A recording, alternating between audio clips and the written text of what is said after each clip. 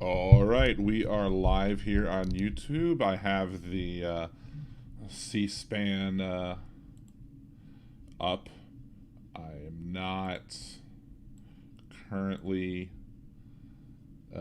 airing the audio because it's inaudible chatter at the moment, indiscernible chatter as they so-called say, so I will be waiting for them to start doing the real hearing before I unmute that window. But we're here live on Liberal Dan Radio on YouTube on another live stream, and I guess they're starting in 2 minutes or so. And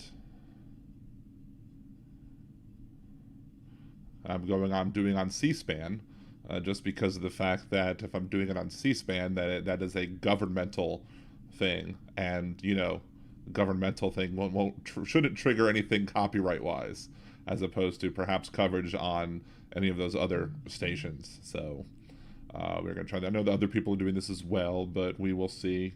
I'm also recording this, and we will see. We will see what the recording is, and maybe I'll cut some bits up and do like a synopsis of my reaction, or there may be times where I pause the video just to say, okay, this is what's going on.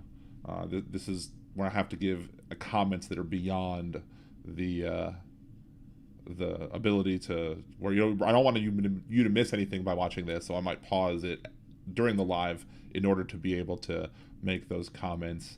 But anyway, we do have the committee sitting down now. Hey, Aaron, thank you for joining us.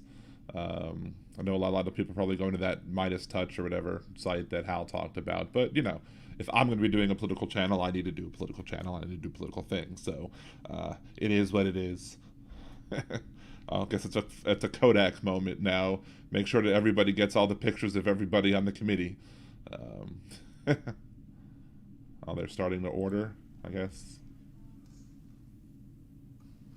The Select Committee to investigate the January 6th attack What's up, John Deff? on the United States Capitol will be in order. Without objection, the chair is authorized to declare the committee in recess at any point. Pursuant to House Deposition Authority Regulation 10, the chair announces the committee's approval to release the deposition material presented during tonight's hearing.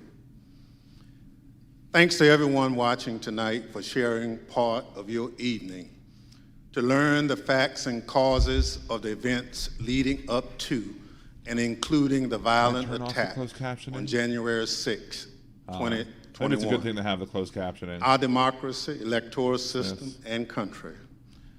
I'm Benny Thompson, chairman of the January 6, 2021 committee. For the YouTube. I was born, raised, and still live in Bolton, Mississippi. I think YouTube can do a town with a population of 521, I think it's automatically generated, which is midway between Jackson and Vicksburg, Mississippi, and the Mississippi River. I'm from a part of the country where people justify the actions of slavery, the Ku Klux Klan, and lynching. Yep. I'm reminded of that dark history as I hear voices today try and justify the actions of the insurrectionists on January 6, 2021. There are people who are like, over the next few weeks, who my wife hopefully you will get to know is, the other members, my colleagues up here, and me. We represent a diversity of communities from all over the United States. Care, but rural if areas liberals doing it with cities, if Donald Trump was East reelected Coast, and liberals West invaded Coast, the Capitol, and you the better believe that heartland, the conservatives would be calling for heads. all of us have one thing in common. We swore the same oath. That same oath that all members of Congress take upon taking office and afterwards every 2 years if they are reelected. We swore an oath to defend the Constitution against all enemies, foreign and domestic. And the The insurrectionists, words of the current oath taken by all of us that nearly every United States government employee Congress takes people that helped the have their insurrectionists roots should in the be Civil War. investigated Throughout our here and history, be forced to the United to States comment has as well. fought against foreign enemies to preserve our democracy electoral system, and country. When the United States Capitol was stormed and burned in 1814, foreign enemies were responsible.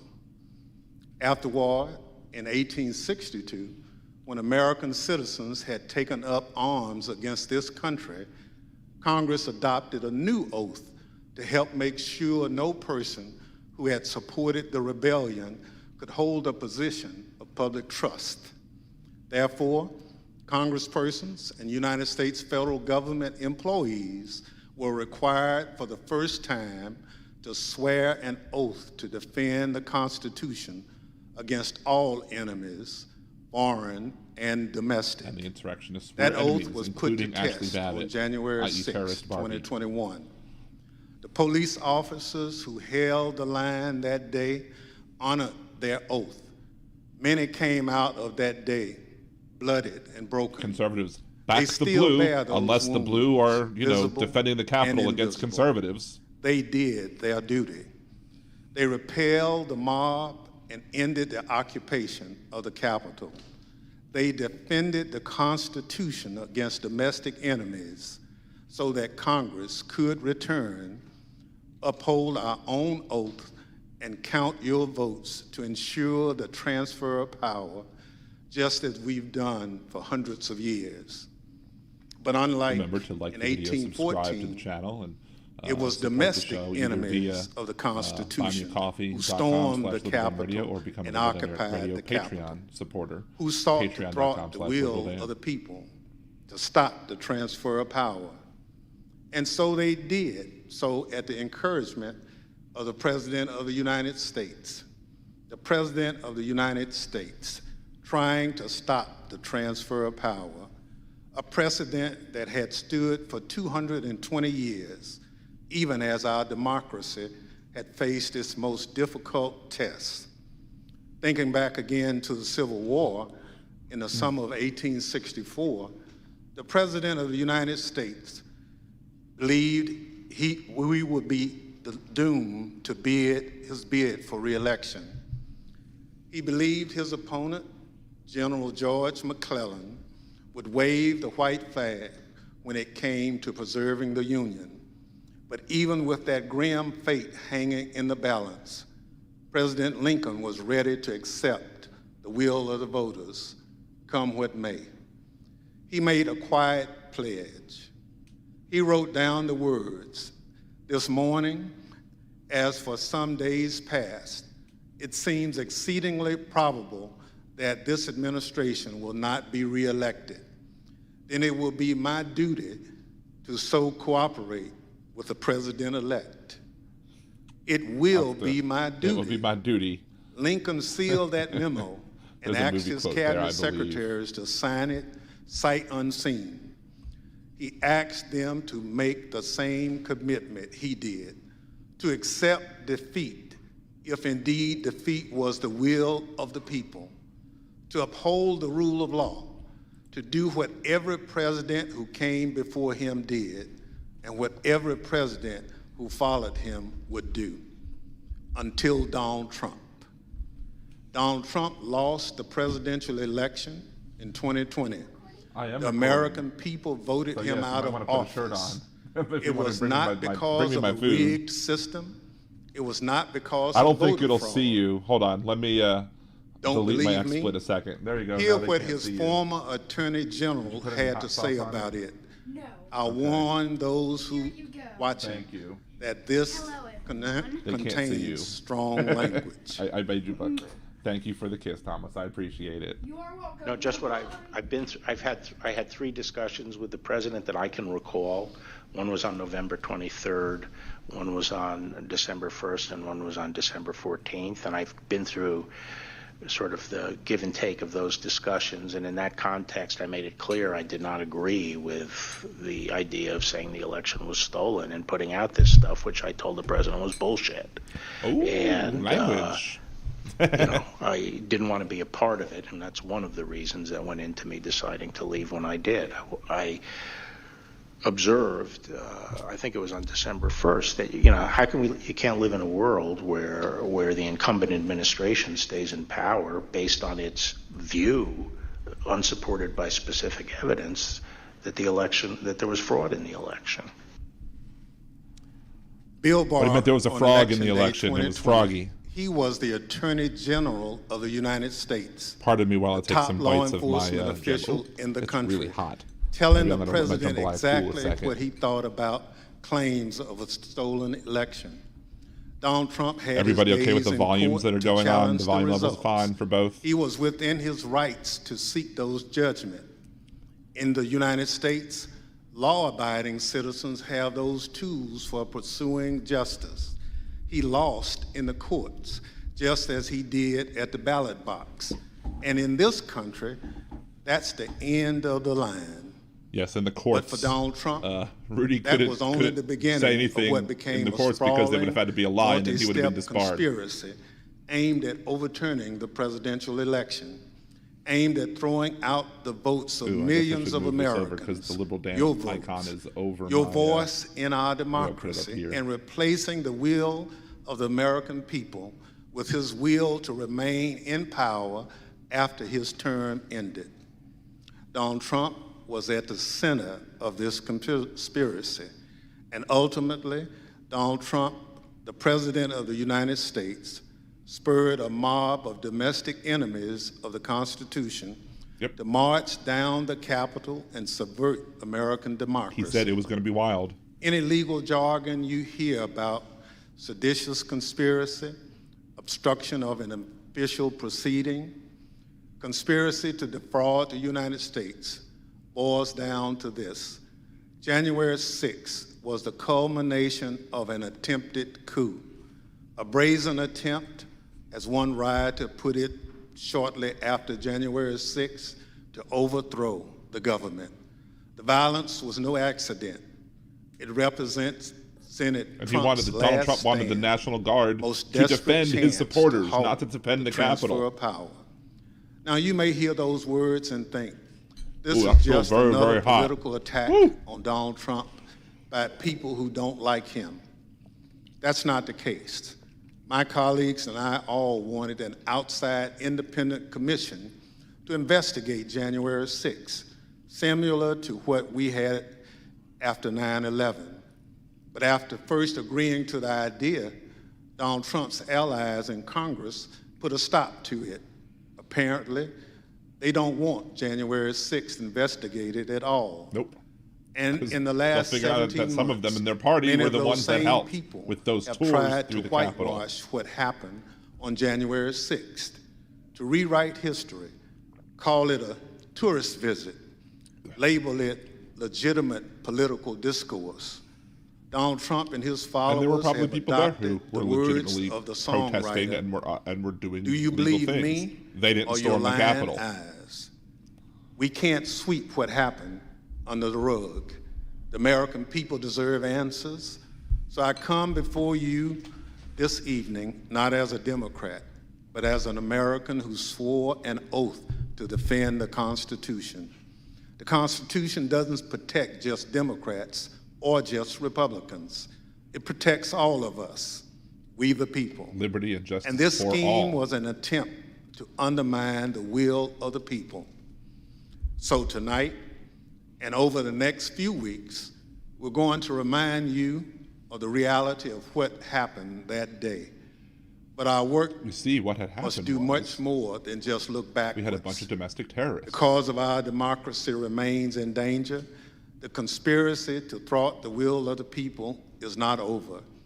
There are those in this audience who thirst for power but have no love or respect for what makes America great: devotion to the Constitution, allegiance to the rule of law, our shared journey to build a more perfect union.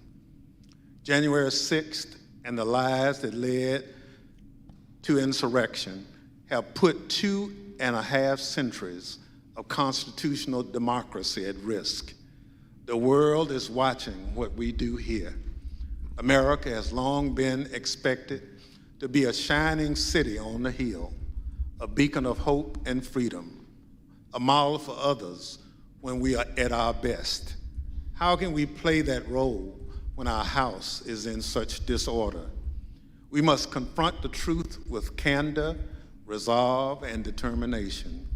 We need to show that we are worthy of the gifts that are the birthright of every American.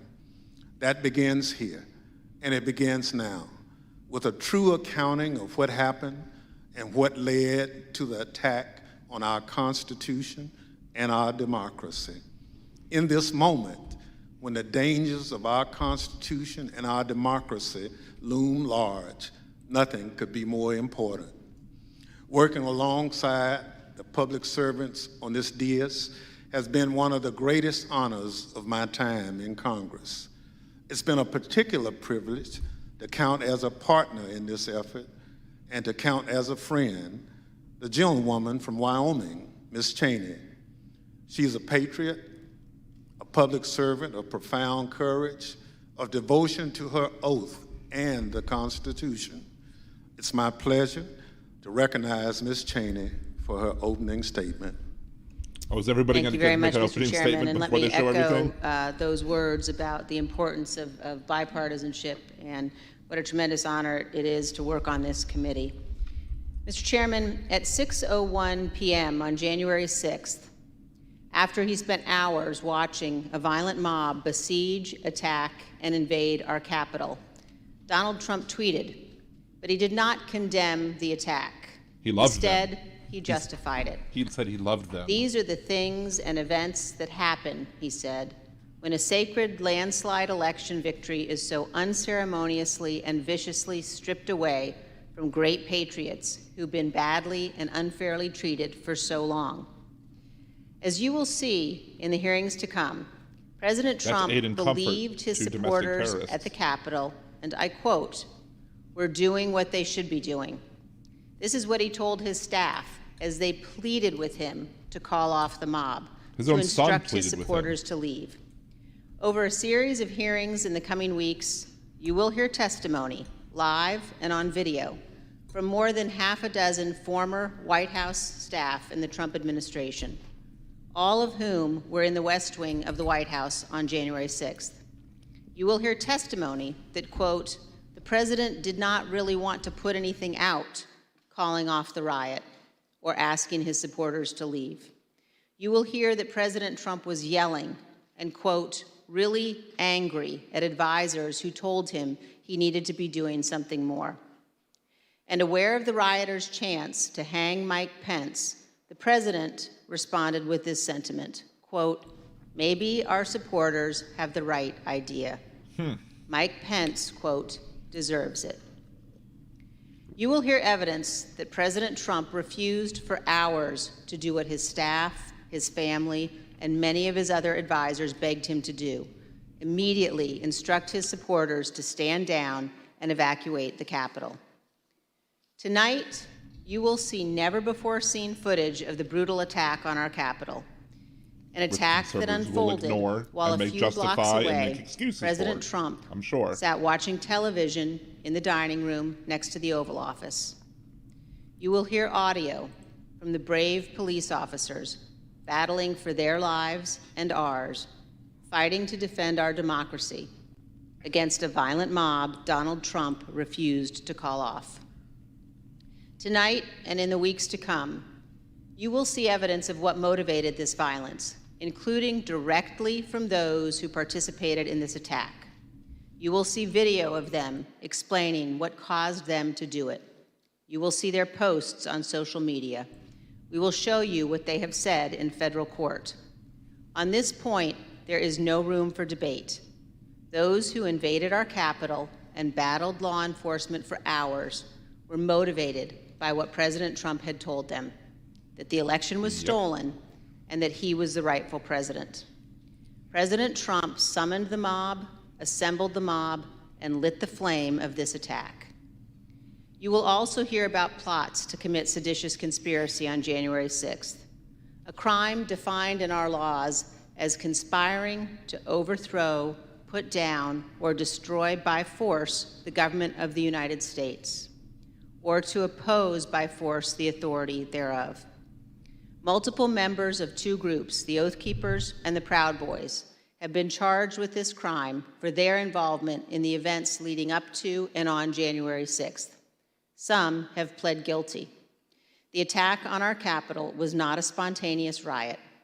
Intelligence available before January 6th identified plans to, quote, invade the Capitol, occupy the Capitol, and take other steps to halt Congress's count of electoral votes that day. In our hearings to come, we will identify elements of those plans, and we will show specifically how a group of Proud Boys led a mob into the Capitol building on January 6th. Tonight, I am going to describe for you some of what our committee has learned and highlight initial findings you will see this month in our hearings. As you hear this, all Americans should keep in mind this fact. On the morning of January 6th, President Donald Trump's intention was to remain President of the United States, despite the lawful outcome of the 2020 election and in violation of his constitutional obligation to relinquish power. Over multiple months, Donald Trump oversaw and coordinated a sophisticated 7-part plan to overturn the presidential election and prevent the transfer of presidential power. In our hearings, you will see evidence of each element of this plan. In our second hearing, you will see that Donald Trump and his advisors knew that he had in fact lost the election. But despite this, President Trump engaged in a massive effort to spread false and fraudulent information. I think he knew he was losing the election when he signed the deal with portions OPEC of the and U.S. Russia population to that fraud artificially had stolen restrict the election from him. the This was not supply true. of oil to hurt Joe Biden. Jason Miller was a senior Trump campaign spokesman. In this clip, Miller describes a call between the Trump campaign's internal data expert and President Trump a few days after the 2020 election. I was in the Oval Office, and at some point in the conversation, Matt Oskowski, who is the lead data person, was brought on, and I remember he delivered to the president pretty blunt terms that he was going to lose. And that was based, Mr. Miller, on Matt and the data team's assessment of the sort of county by county, state by state results as reported? Correct.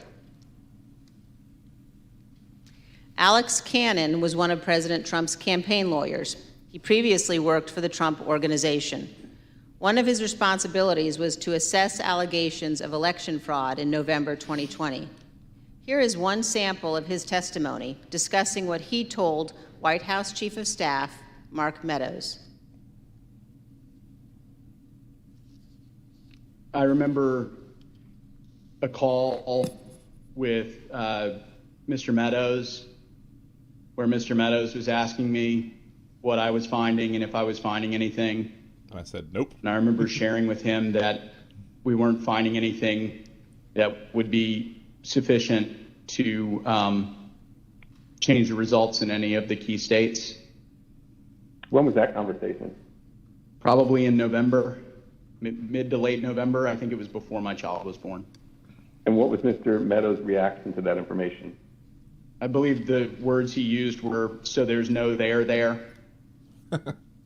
There's no there. Depending there. what is, there's no there. The Trump campaign's general counsel, Matt Morgan, gave similar testimony.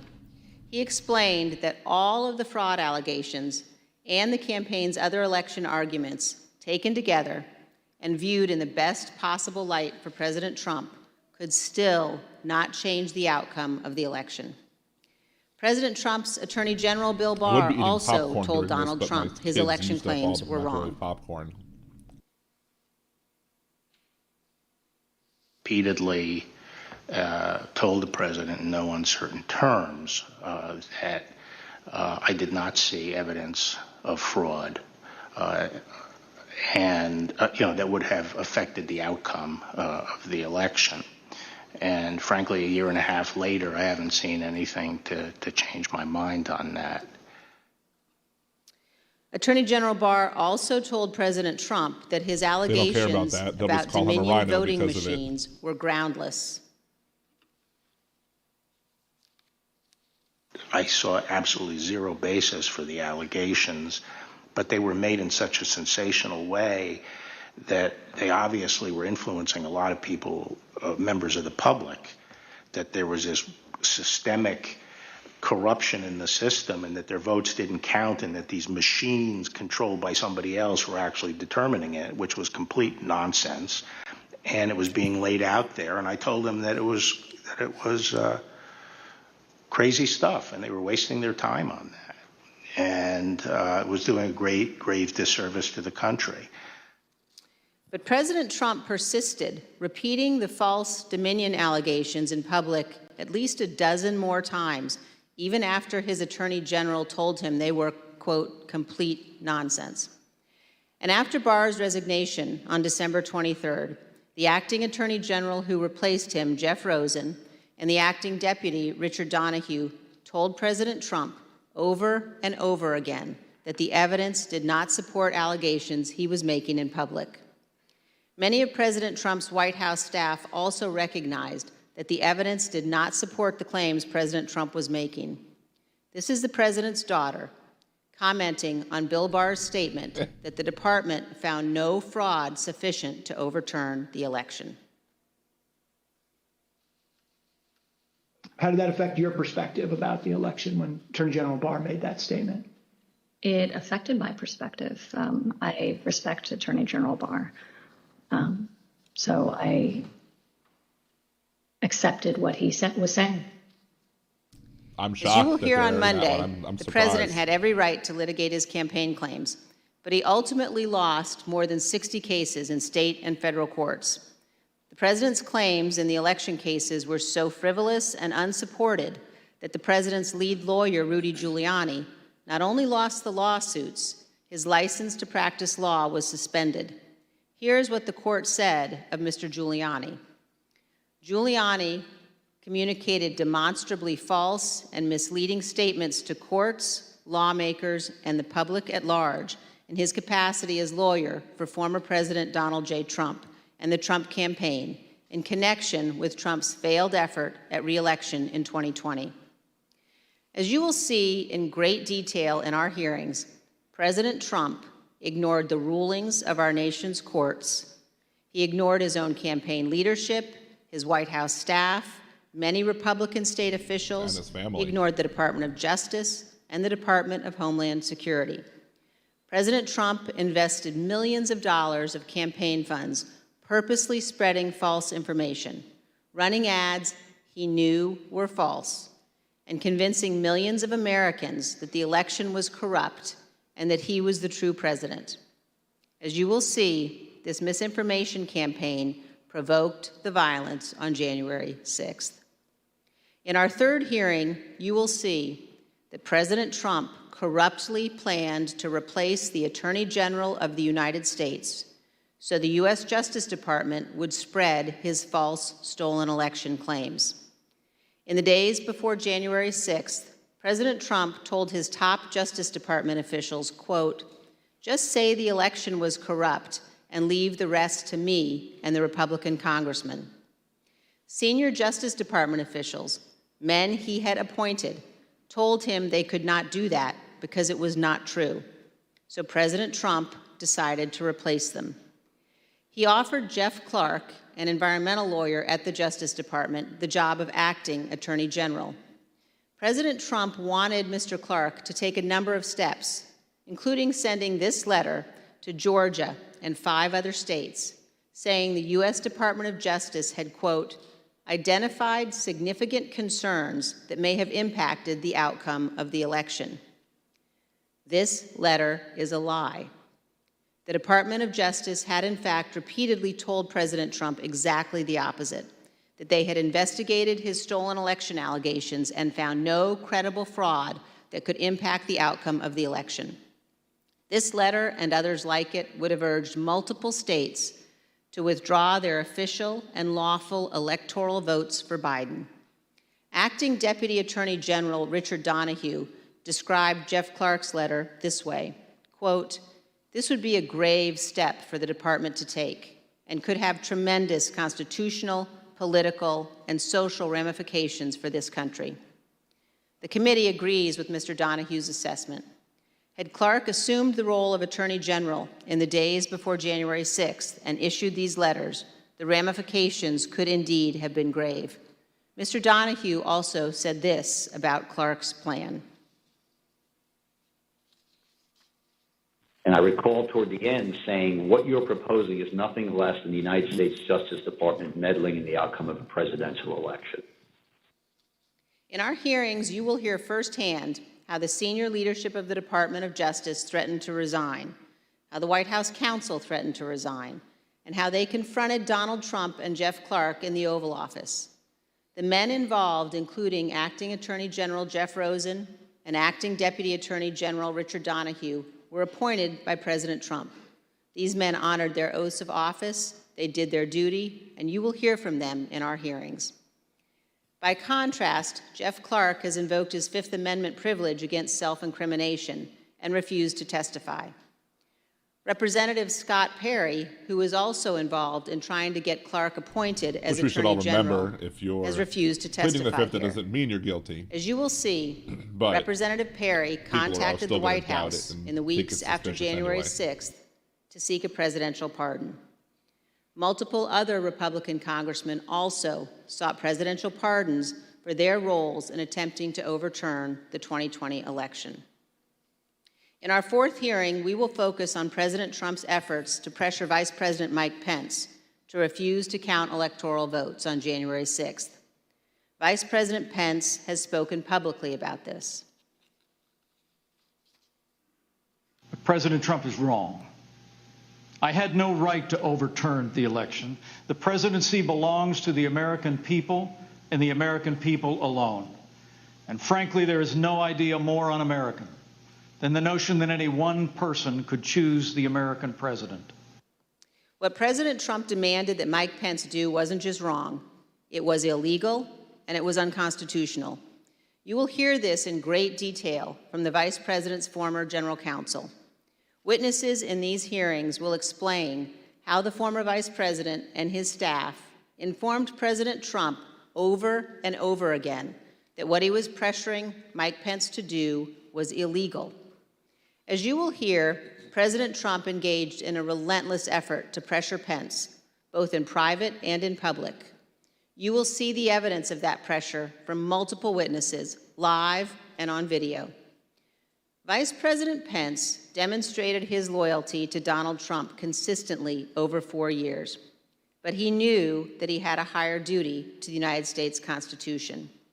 This is testimony from the Vice President's Chief of Staff. So I think the Vice President was proud of his 4 years of service, and he felt like much had been accomplished in those 4 years. And I think he was proud to have stood beside the President for all that had been done.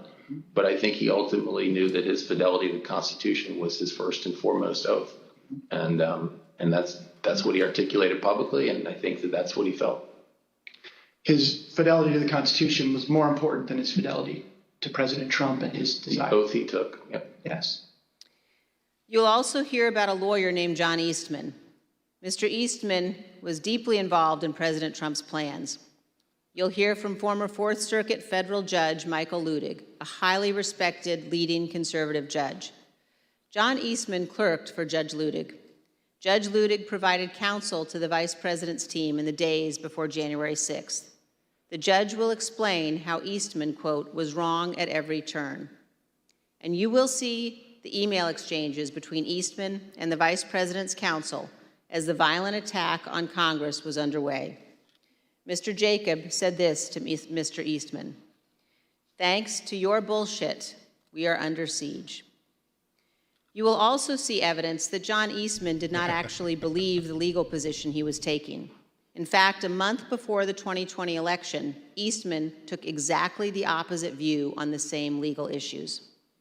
In the course of the Select Committee's work to obtain information from Mr. Eastman, we have had occasion to present evidence to a federal judge. The judge evaluated the facts, and he reached the conclusion that President Trump's efforts to pressure Vice President Pence to act illegally by refusing to count electoral votes likely violated 2 federal criminal statutes.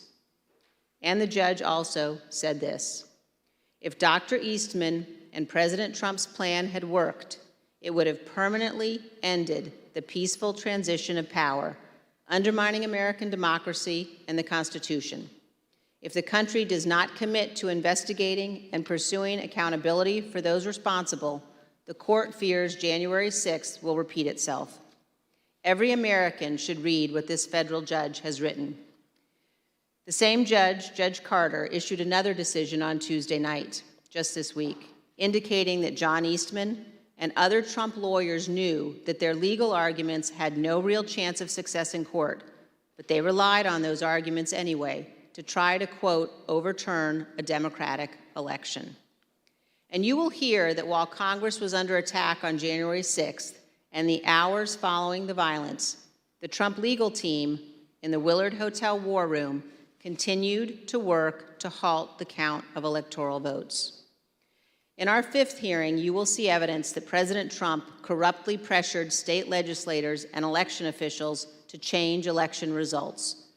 You will hear additional details about President Trump's call to Georgia officials, urging them to, quote, find 11,780 votes, votes that did not exist, and his efforts to get states to rescind certified electoral slates without factual basis and contrary to law.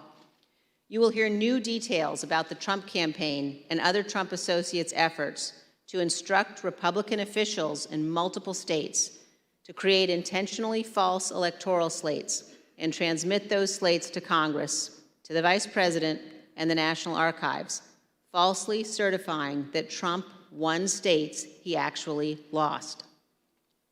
In our final two June hearings, you will hear how President Trump summoned a violent mob and directed them illegally to march on the United States Capitol. While the violence was underway, President Trump failed to take immediate action to stop the violence and instruct his supporters to leave the Capitol. As we present these initial findings, keep 2 points in mind. First, our investigation is still ongoing, so what we make public here will not be the complete set of information we will ultimately disclose. And second, the Department of Justice is currently working with cooperating witnesses and has disclosed to date only some of the information it has identified from encrypted communications and other sources. On December 18, 2020, a group including General Michael Flynn, Sidney Powell, Rudy Giuliani, and others visited the White House. They stayed late into the evening.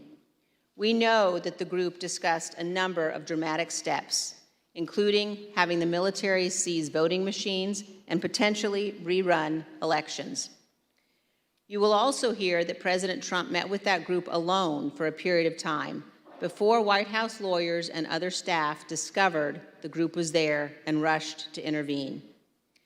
A little more than an hour after Ms. Powell, Mr. Giuliani, General Flynn, and the others finally left the White House, President Trump sent the tweet on the screen now, telling people to come to Washington on January 6th. Be there, he instructed them. It's going to be wild. Will be wild. As you will see, this was a pivotal moment. This tweet initiated a chain of events. The tweet led to the planning for what occurred on January 6th, including by the Proud Boys, who ultimately led the invasion of the Capitol and the violence on that day. The indictment of a group of Proud Boys alleges that they planned, quote, to oppose by force the authority of the government of the United States. And according to the Department of Justice, on January 6, 2021, the defendants directed, mobilized, and led members of the crowd onto the Capitol grounds and into the Capitol, leading to the dismantling of metal barricades, the destruction of property, the breaching of the Capitol building, and the assaults on law enforcement. Although certain former Trump officials have argued that they did not anticipate violence on January 6th, the evidence suggests otherwise. As you will see in our hearings, the White House was receiving specific reports in the days leading up to January 6th, including during President Trump's Ellipse rally, indicating that elements in the crowd were preparing for violence at the Capitol.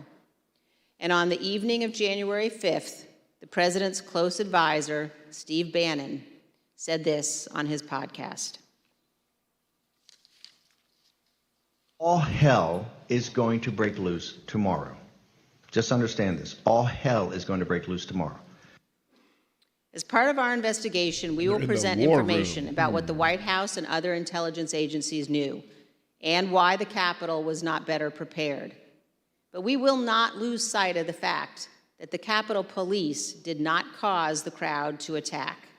And we will not blame the violence that day, violence provoked by Donald Trump, on the officers who bravely defended all of us. In our final hearing, you will hear a moment-by-moment account of the hours-long attack from more than half a dozen White House staff, both live in the hearing room and via videotaped testimony. There's no doubt that President Trump was well aware of the violence as it developed. White House staff urged President Trump to intervene and call off the mob.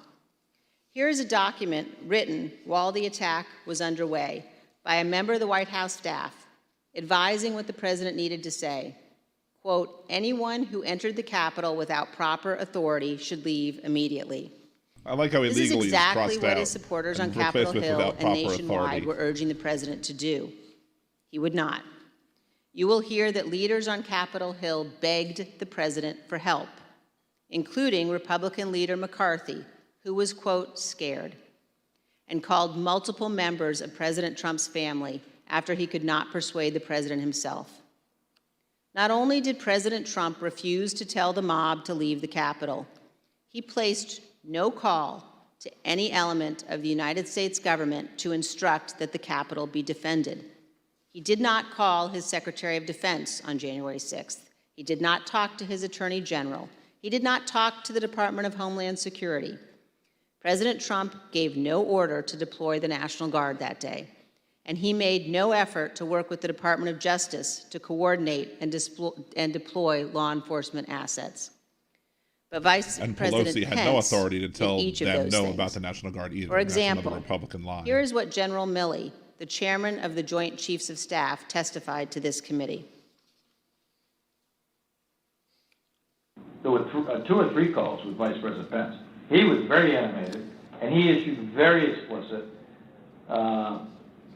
very direct, unambiguous orders. There was no question about that, and he was, and I can get you the exact quotes, I guess, from some of our records somewhere. But he was very animated, very direct, very firm, and to Secretary Miller, get the military down here, get the Guard down here, put down this situation, etc. By contrast, here is General Milley's description of his conversation with President Trump's Chief of Staff, Mark Meadows, on January 6th. He said, we have to kill the narrative that the Vice President is making all the decisions. We need to establish the narrative that that the president is still in charge and that things are steady or stable or what's that thing. I immediately Todd said would. Politics. Red flag for me personally, no action, but I remember it distinctly. And you will hear from witnesses I how wonder the day if played out Pence inside could the have White basically House. said, How hey, multiple White House Trump's not staff available, he's not resigned and answering, discussed, so I'm acting and president. how President Trump would not ask his supporters to leave the Capitol. It was only after multiple hours of violence that President Trump finally released a video instructing the riotous mob to leave. And as he did so, he said to them, quote, "We love you, and you're very special." You will also hear that in the immediate aftermath of January 6th, members of the president's family, White House staff, and others tried to step in to stabilize the situation, quote, to land the plane before the presidential transition on January 20th. You will hear about members of the Trump cabinet discussing the possibility of invoking the 25th Amendment and replacing the President of the United States. Multiple members of President Trump's own cabinet resigned immediately after January 6th. One member of the cabinet suggested that the remaining cabinet officers needed to take a more active role in running the White House and the administration. But most emblematic of those days is this exchange of texts between Sean Hannity and former President Trump's press secretary, Kayleigh McEnany. Sean Hannity wrote, in part, "Key now, no more crazy people, no more stolen election talk. Yes, impeachment and 25th Amendment are real. Many people will quit." Ms. McEnany responded in part, "Love that. That's the playbook." The White House staff knew that President Trump was willing to entertain and use conspiracy theories to achieve his ends. They knew the president needed to be cut off from all of those who had encouraged him. They knew that President Donald Trump was too dangerous to be left alone, at least until he left office on January 20th. These are important facts for Congress and the American people to understand fully. When a president fails to take the steps necessary to preserve our union, or worse, causes a constitutional crisis, we're at a moment of maximum danger for our republic. Some in the White House took responsible steps to try to prevent January 6th. Others egged the president on. Others, who could have acted, refused to do so. In this case, the White House counsel was so concerned about potentially lawless activity that he threatened to resign multiple times. That is exceedingly rare and exceedingly serious. It requires immediate attention, especially when the entire team threatens to resign. However, in the Trump White House, it was not exceedingly rare, and it was not treated seriously. This is a clip of Jared Kushner addressing multiple threats by White House counsel Pat Cipollone and his team of lawyers to resign in the weeks before January 6th. Jared, are you aware of instances where Pat Cipollone threatened to resign? I kind of, like I said, my interest at that time was on trying to get as many pardons done. And I know that, he was always, him and the team were always saying, oh, we're going to resign. We're not going to be here if this happens, if that happens. So I kind of took it up to just be whining, to be honest with you. Whining. There's a reason why people serving in our government take an oath to the Constitution. As our founding fathers recognized, democracy is fragile. People in positions of public trust are duty-bound to defend it, to step forward when action is required. In our country, we don't swear an oath to an individual or a political party. We take our oath to defend the United States Constitution. Specifically, and that oath must mean something. Tonight, I say this to my Republican colleagues who are defending the indefensible. There will come a day when Donald Trump is gone, but your dishonor will remain. Well, Trump will pass away. Finally, I ask all of our fellow Americans, as you watch our hearings over the coming weeks, please remember what's at stake. Remember the men and women who have fought and died so that we can live under the rule of law, not the rule of men. I ask you to think of the scene in our Capitol Rotunda on the night of January 6th. There, in a sacred space in our constitutional republic, the place where our presidents lie in state, watched over by statues of Washington and Jefferson, Lincoln and Grant, Eisenhower, Ford, and Reagan. Against every wall that night encircling the room, there were SWAT teams, men and women in tactical gear with long guns, deployed inside our Capitol building. There in the rotunda, these brave men and women rested beneath paintings depicting the earliest scenes of our republic, including one painted in 1824 depicting George Washington resigning his commission, voluntarily relinquishing power, handing control of the Continental Army back to Congress. With this noble act, Washington set the indispensable example of the peaceful transfer of power, what President Reagan called nothing less than a miracle. The sacred obligation to defend this peaceful transfer of power has been honored by every American president, except one. As Americans, we all have a duty to ensure that what happened on January 6th calm, never rational, happens reasonable again. individuals. To set aside partisan battles, to stand together to perpetuate and preserve our sitting great here, republic. commending Mr. Ms. Chair. Cheney for being calm, rational, and reasonable. As Never we thought I'd ever provide do that, answers to American but, people it is what it is. about January 6th, it's important that we remember exactly what took place. That this Well, he was wants to no be Putin. tourist visit to the Capitol. Most of the footage we are about to play has never been seen. The Select Committee obtained it as a part of our investigation. This isn't easy to watch. I want to warn everyone that this video includes violence and strong language. Without objection, I include in the record a video presentation of the violence of January 6th. There were no violins or any other string instrument. Hardy.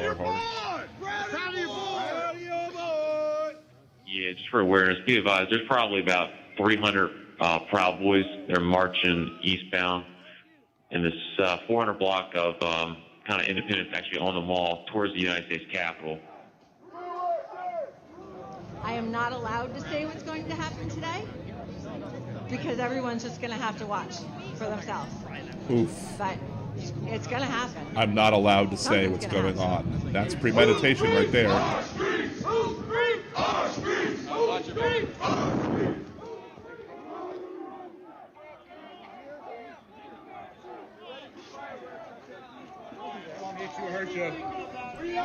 I'm surprised there aren't more Confederate flags.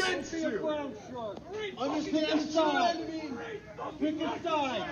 These are our streets. $20 a picture. I hope Mike is going to do the right thing. I hope so.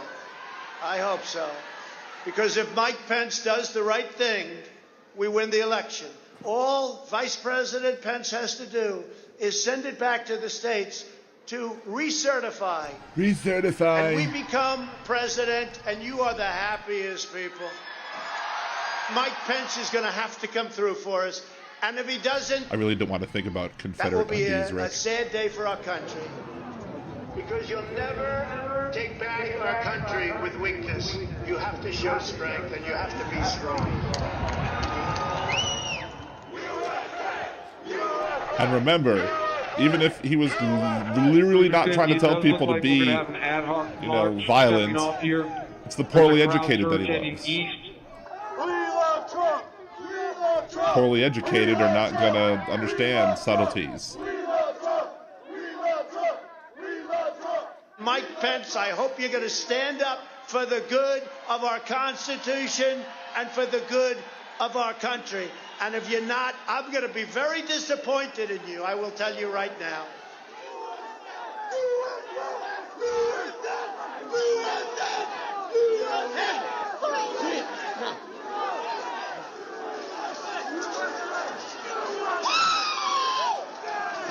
Get back, ladies! Get back, ladies!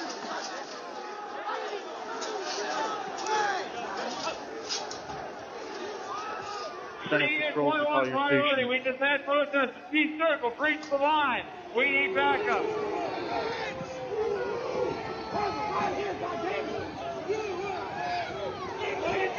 Notice those people that were not allowed in by police. Not that being allowed in by police is justification.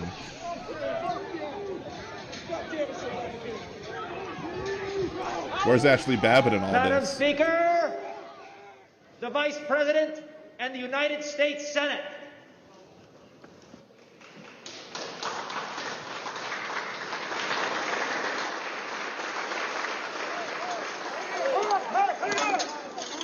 We're going to give riot warnings as soon as the hour out is here. We're going to give riot warnings. We're going to try and get compliance, but this is now effectively a riot. 49 hours declaring it a riot. 5 to 50 be advised, Capitol Police 1 advised they're trying to breach and get into the Capitol. I copy. How can you justify the breaching of the barricades? It's not peaceful.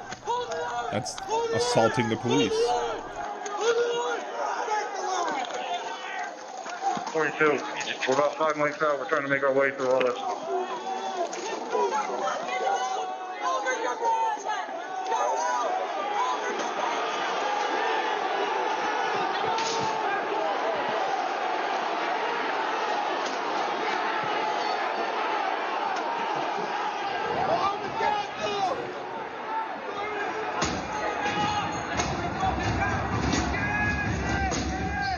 Notice they're using a stolen police shield to break through the window.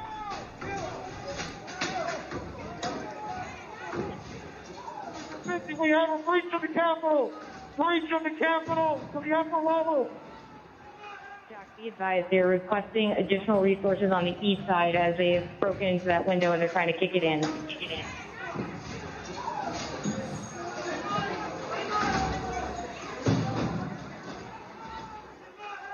Without objection, the chair declares the House in recess pursuant to Clause 12B of Rule 1.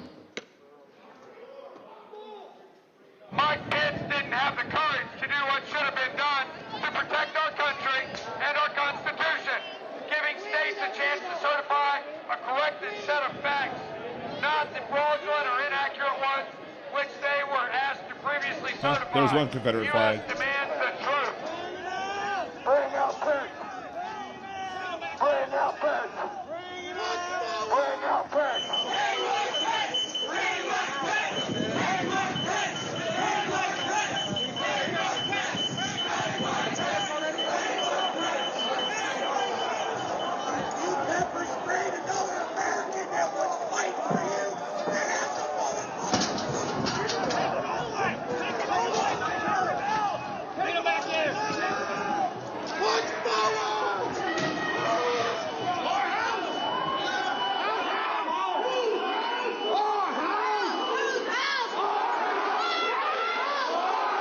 Yeah, that's just tourism, sure.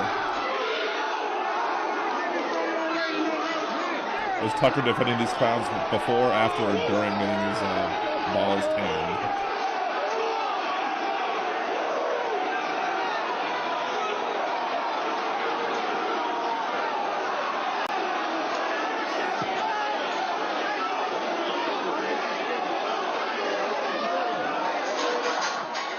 We can't hold this. We're going to get too many fucking people. Look at this fucking vantage point, man. We're fucked.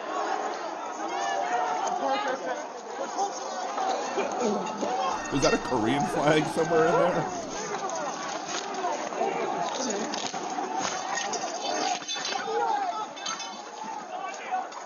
We need an area for the House members. They're all walking over now through the tunnels.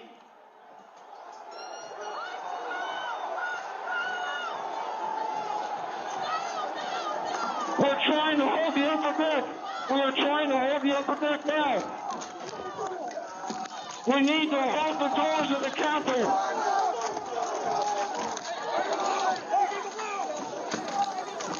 I need court support. Yep, that's peaceful right there. That's very peaceful. Of course, Jeff, the guy I listen to in the morning, will say that the guy, Lang, was defending people from police attacking them. They should have all complied. That's what, you know, the conservative statement is. They should just comply and follow police orders.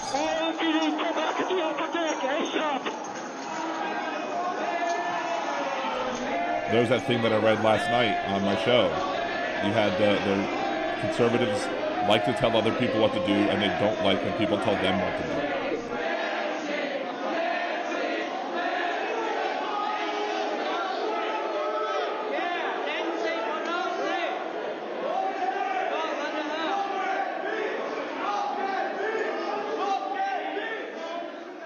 Cruiser 50, be advised that Capitol Police is going to start moving their resources inside. They're going to start the M4 officers first. Yes, that was necessary, throwing a trash can at somebody and spraying at the police.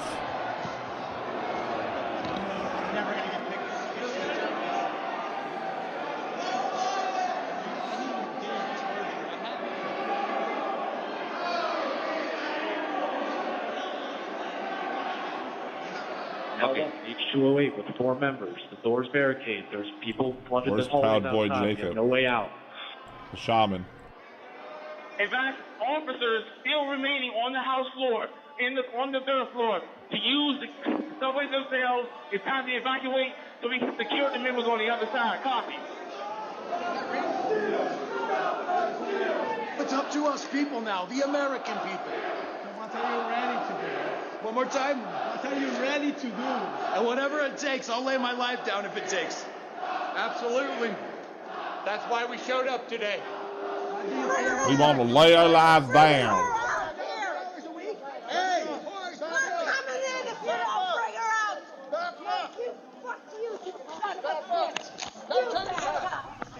Terrible that Ficus is less and less of a parody and more reality.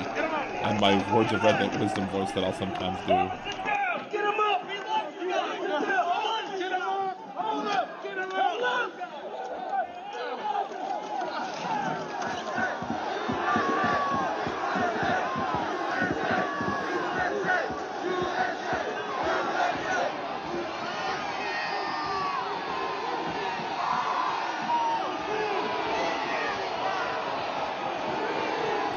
Every one of those people are assaulting a police officer. Every single one of those. Because they're all helping to push the crowd towards the police officer. Or officers.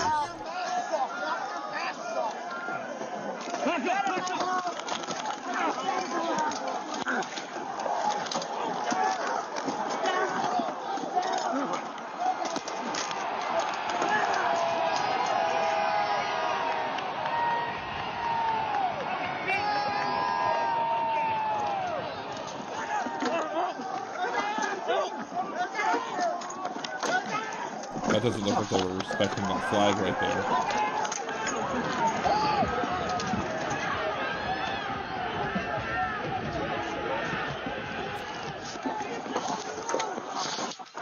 They were peaceful people. These were great people. The crowd was unbelievable. And I mentioned the word love. The love in the air. I've never seen anything like it. I mean, that's an abusive relationship there if you think that's love. Maybe that's why Trump is three-time marriage on his third marriage. He doesn't know what love is. Pursuant to the order of the committee of tonight, the chair declares the committee in recess for a period of approximately 10 minutes. All right, so we got a 10-minute break to talk about what we just saw. Yeah, I'm sure it's. I mean, I think they have one of the police officers there. I think that gentleman there in the black shirt behind the woman in the white jacket right there. I believe he is one of the officers that was defending the Capitol. I do believe that he has testified previously before the committee. I believe I have watched that one before, and it was gripping and testimony, and to see what he went through was just shameful, absolutely shameful, and. You know, just the amount. I mean, I'm just every time I hear the conservative pundits calling them political prisoners. I mean, how many people? I want to say, how many people do they think that are in jail right now awaiting trial? Do they feel are political prisoners? Was it 1%? Is it 5%? Is it 10%? Or do they think it's 100% of the people? I'm sure there are some people who will say it's 100%. They're political prisoners, but the tacit approval that some of these people give just by saying that nobody cares about this is absurd. Like let me see if I can find. Oh, he just responded like 2 minutes ago. Person shared this image from Weekend at Bernie's, where the media and the January 6th committee are holding up a dead January 6th, being Weekend at Bernie's. And I was like, so attacking the U.S. Capitol is okay? They should investigate who was behind it? And his response is Republican. It's like, guess what, Dan? Nobody cares. You can beat this dead horse all you want, but the farce won't save the midterms. I'm like, there are plenty of people who do care and who want to see those people and anyone who helped organize the people who attacked the Capitol to be punished. It's a pretty sad statement on the modern conservatism that y'all condone what happened. And then, of course, a conservative, change the subject, which is what they do all the time. And I said, let's flip the script. Say Trump was going to be the one inaugurated, and people on the left stormed the Capitol, assaulted police, damaged the building, stole laptops and various other items. You'd be calling for their heads, wouldn't you? And his response was, no, I'd be focusing on finding strong, constructive, and productive leadership. Enough bums, stop with your BS narrative. he's a failure, just like Brand. So again, changing the subject, but I don't believe it. I don't believe he would be calling for their heads. Every one of them would be calling for their heads. It's hypocrisy. Oh, and this guy, the CIA staged it. Most of the people there were a mix of FBI and extreme left-wingers, mainly Antifa, and the rest were mostly Democrats. Ridiculousness.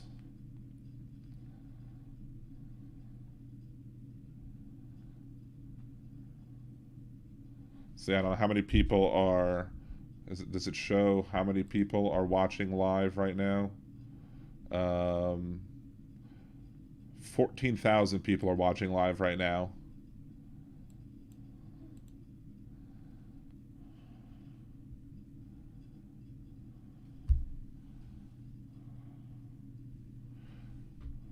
Okay, so why Republicans is asking, it's fascinating to see Democrats pack into a full committee room, even though many of them use proxy voting as an excuse not to show up for work for the past 2 years. Because we had a pandemic. There was a pandemic, and now we have people who were more highly vaccinated now. The vaccination rates amongst people who are Democrats is much higher than, you know, the Republican ones. Oop. I can see a picture of me and my wife right there.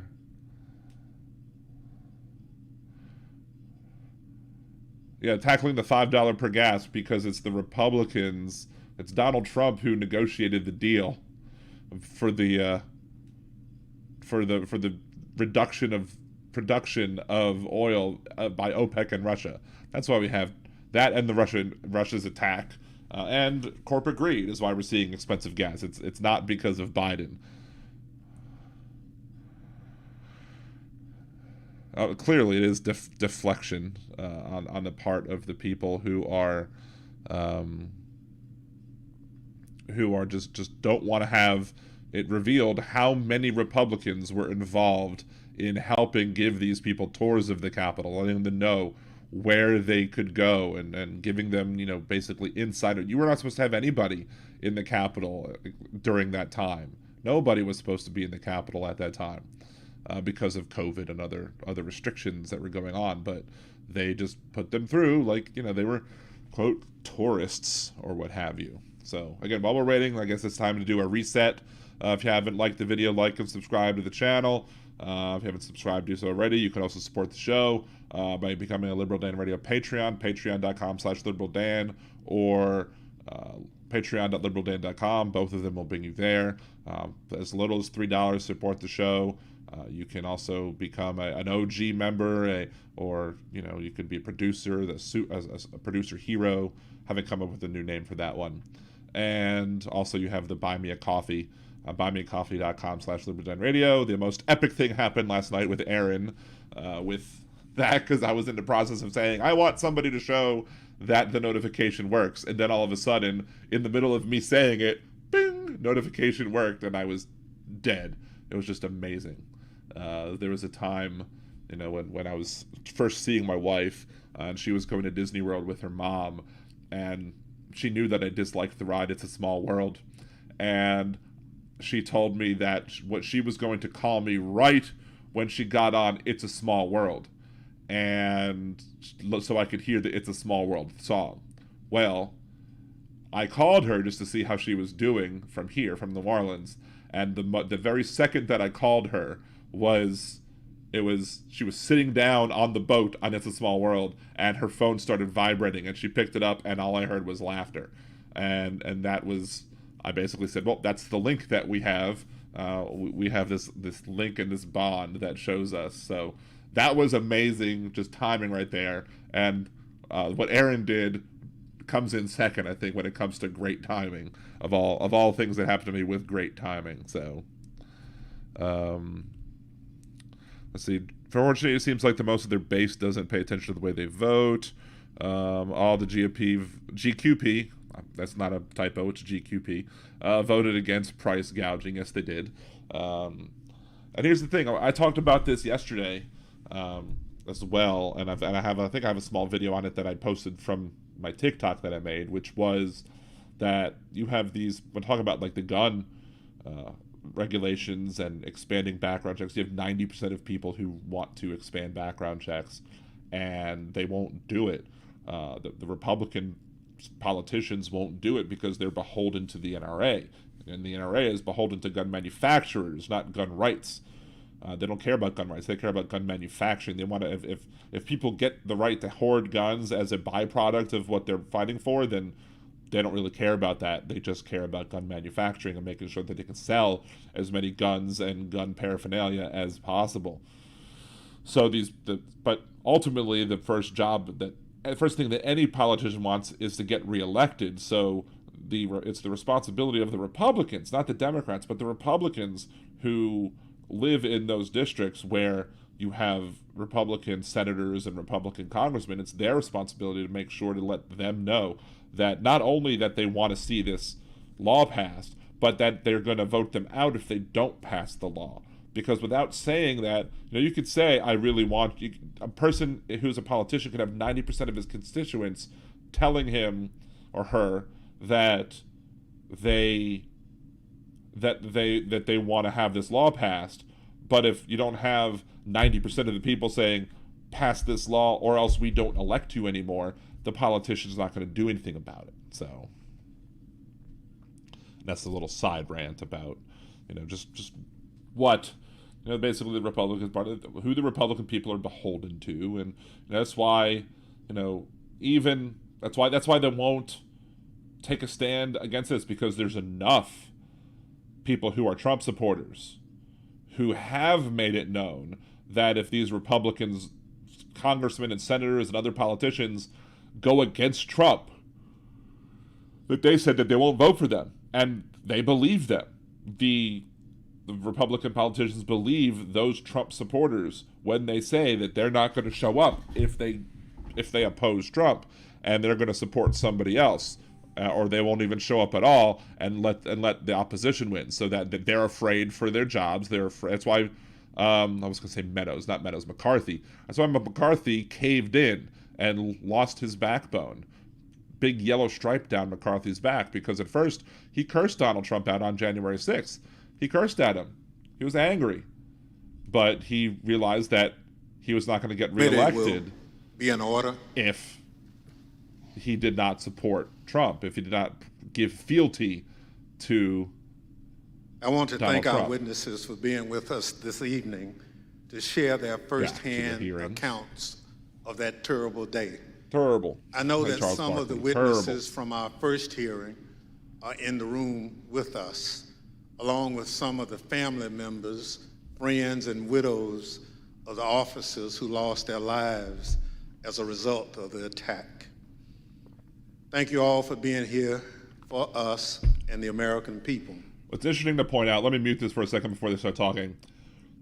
What's interesting is that the Republicans will say that if you die from COVID if you die after getting a vaccine, that it's automatically the fault of the vaccine. But that a police officer that died after the events of January 6th, that he can't have died from that. It was from something else. Served as a member of the Civil Disturbance Unit, a special subset of the Uniform Division trained to respond to mass demonstration events. Officer Edwards is a graduate of the University of Georgia and currently is working on a master's degree in intelligence analysis from Johns Hopkins University. Nick Quistad is an acclaimed filmmaker whose credits include documenting stories from war zones in Afghanistan, Syria, and Iraq. On January 6th, Mr. Quistad was working on a documentary about, quote, why Americans are so divided when Americans have so much in common, end quote. During that day, Mr. Quistad interviewed and documented movements of the people around the Capitol, including the first moments of the violence against the Capitol Police and the chaos that ensued. I will now swear in our witnesses. The witnesses will please stand and raise your right hand. Do you swear and affirm under penalty of perjury that the testimony you're about to give is the truth, the whole truth, and nothing but the truth, so help you God?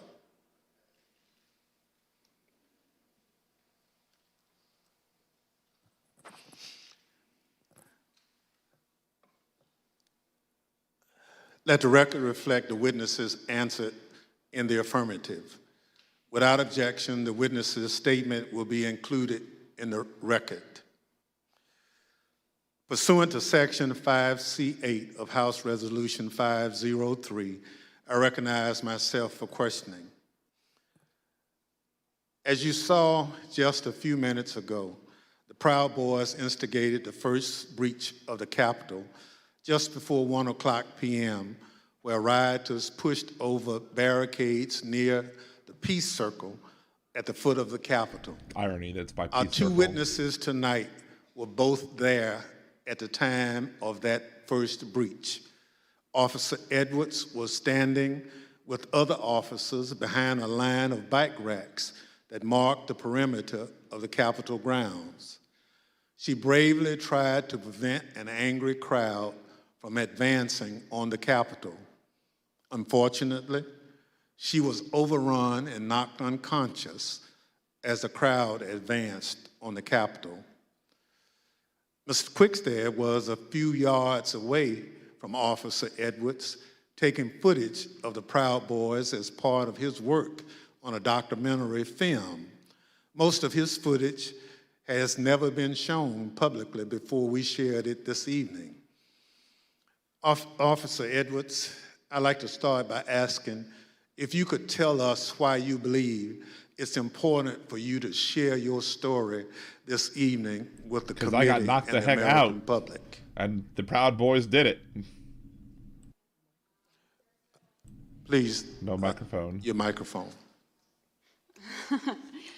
Well, thank you, Mr. Chairman. I really appreciate it, and thank you to the committee for having me here to testify.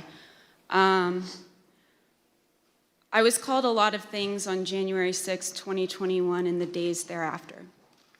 I was called Nancy Pelosi's dog, called incompetent, called a hero, and a villain. I was called a traitor to my country, my oath, and my Constitution. In actuality, I was none of those things. I was an American, standing face to face with other Americans, asking myself how many times, many times, how we had gotten here. I had been called names before, but never had my patriotism or duty been called into question. I, who got up every day, no matter how early the hour or how late I got in the night before, to put on my uniform and to protect America's symbol of democracy. I, who spent countless hours in the baking sun and freezing snow to make sure that America's elected officials were able to do their job. I, whose literal blood, sweat, and tears were shed that day defending the building that I spent countless holidays and weekends working in. I am the proud granddaughter of a Marine that fought in the Battle of the Chosin Reservoir in the Korean War. I think of my papa often in these days, how he was so young and thrown into a battle he never saw coming and answered the call at a great personal cost.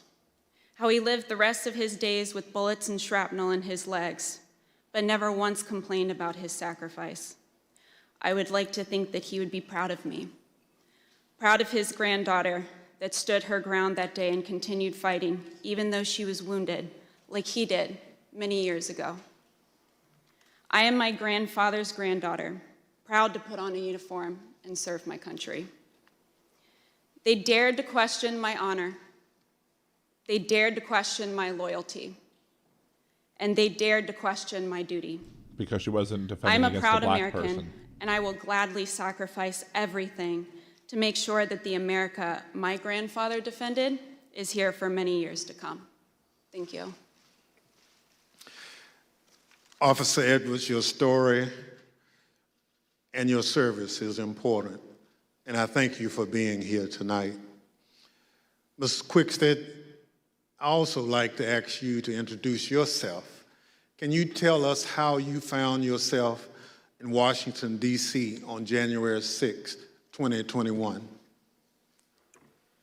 Good evening, Chair and Madam Vice Chair. Thank you for the introduction. As stated in the winter of 2020, I was working on a documentary As part of that documentary, I filmed several rallies in Washington, D.C. on December the 11th and December the 12th. And I learned there would be a rally on the Mall on January 6th. So my 3 colleagues and I came down to document the rally. According to the permit of the event, there was going to be a rally at the Ellipse. We arrived at the Mall and observed a large contingent of Proud Boys marching towards the Capitol. We filmed them, and almost immediately I was separated from my colleagues. I documented the crowd turn from protesters to rioters to insurrectionists. I was surprised at the size of the group, the anger and the profanity. And for anyone who didn't understand how violent that event was, I saw it, I documented it, and I experienced it. I heard incredibly aggressive chanting, and I subsequently shared that footage with the authorities. I'm here today pursuant to a House subpoena. Thank you so much. Thank you, Mr. Quested. The Select Committee has conducted extensive investigative work to understand what led the Proud Boys and other rioters to the Capitol on January 6th. We've obtained substantial evidence showing that the president's December 19th tweet calling his followers to Washington, D.C. on January 6th energized individuals from the Proud Boys and other extremist groups. I'd like to play a brief video highlighting some of this evidence. My name is Marcus Childress, and I'm an investigative counsel for the Select Committee to investigate the January 6th attack on the United States Capitol. What do you want to call them? Give me a name. Give me a White name. supremacists and right Stand back. Proud Stand by. Proud Boys, stand back and stand by. After he made this comment, Enrique Tarrio, then chairman of the Proud Boys, said on Parler, "Standing by, sir." During our investigation, we learned that this comment during the presidential debate actually led to an increase in membership from the Proud Boys. Would you say that Proud Boys members increased after the stand back, stand by comment? Exponentially. I'd say tripled probably, with the potential for a lot more eventually. And did you ever sell any stand back and stand by merchandise? One of the vendors on my page actually beat me to it, but I wish I would have made a stand back, stand by shirt. On December 19th, President Trump tweeted about the January 6th rally and told attendees, "Be there, we'll be wild." Beat me to it. Many of the witnesses that we interviewed were inspired by the president's call and came to D.C. for January 6th. But the extremists, they took it a step further. They viewed this tweet as a call to arms. A day later, the Department of Justice describes how the Proud Boys created a chat called the Ministry of Self-Defense Leadership Chat. In this chat, the Proud Boys established a command structure in anticipation of coming back to D.C. on January 6th. The Department of Justice describes Mr. Tarrio coming into possession of a document called the 1776 Returns, which describes individuals occupying key buildings around the United States Capitol. The Oath Keepers are another group that the committee investigated. You better get your ass to D.C., folks, this Saturday. Yeah, if you don't, there'll be no more republic. But we're not going to let that happen. It's not even an if. It's either President Trump is encouraged and bolstered, strengthened to do what he must do, or we wind up in a bloody fight. We all know that. The fight's coming. The Oath Keepers began planning to block the peaceful transfer of power shortly after the November 3rd election. And according to the Department of Justice, Stuart Rhodes, the Oath Keepers leader, said to his followers that we were not going to get through this without a civil war. In response to the December 19th, 2020 tweet by President Trump, the Oath Keepers focused on January 6th in Washington, D.C. In response to the tweet, one member, the president of the Florida chapter, put on social media, "The president called us to the Capitol. He wants us to make it wild." The goal was for the Oath Keepers to be called to duty so that they could keep the president in power, although President Trump had just lost the election. The committee learned that the Oath Keepers set up quick reaction forces outside of the city in Virginia where they stored arms. The goal of these quick reaction forces was to be on standby just in case President Trump invoked the Insurrection Act. Did the Oath Keepers ever provide weapons to members? I'm going to decline to answer that. I put them at grounds for due process grounds. In footage obtained by the committee, we learned that on the night of January 5th, Enrique Tarrio and Stuart Rhodes met in a parking garage in Washington, D.C. There's mutual respect there. I think we're fighting the same fight, and I think that's what's important. The committee learned that the Oath Keepers went into the Capitol through the east doors in 2 stack formations. The DOJ alleges that one of the stacks went into the Capitol looking for Speaker Pelosi, although they never found her. As the attack was unfolding, Mr. Tarrio took credit. In documents obtained by the Department of Justice, Mr. Tarrio said in an encrypted chat, "Make no mistake, and we did this." Later on that evening, Mr. Tarrio even posted a video which seemed to resemble him in front of the Capitol with a black cape, and the title of the video was Premonition. The evidence developed by the Select Committee and the Department of Justice highlights how each group participated on the attack on the Capitol on January 6th. In fact, the investigation revealed that it was individuals associated with the Proud Boys who instigated the initial breach at the Peace Circle at 12:53 p.m.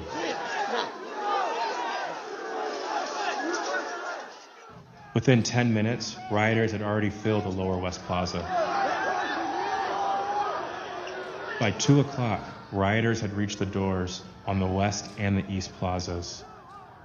And by 2:13, rioters had actually broken through the Senate wing door and gotten into the Capitol building. A series of breaches followed.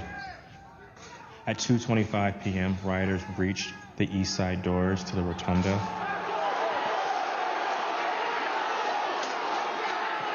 And then right after 2:40 p.m., rioters breached the east side doors near the Ways and Means room. Once the rioters infiltrated the Capitol, they moved through the crypt, the rotunda, the hallways leading to the House chambers, and even inside the Senate chambers.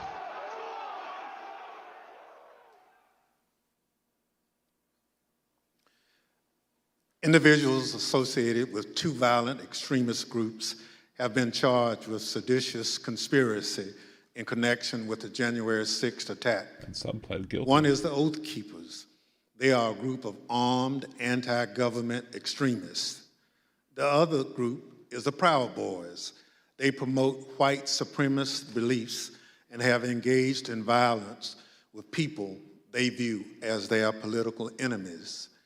Members of both groups have already pled guilty to crimes associated with the January 6th attack. Mr. Quested, as part of the documentary you've been filming, you gained access to the Proud Boys and their leader, Enrique Tarrio.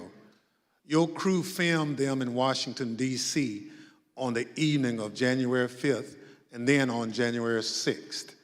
On January 5th, the night before the attack, you were with the head of the Proud Boys, Mr. Tarrio, in Washington, D.C. What happened? We picked up Mr. Tarrio from jail. He'd been arrested for carrying some magazines, some extra capacity magazines, and he took responsibility for the burning of the Black Lives Matter flag that was stolen from the church on December the 12th. We were attempting to get an interview with Mr. Tarrio. We had no idea of any of the events that were going to subsequently happen.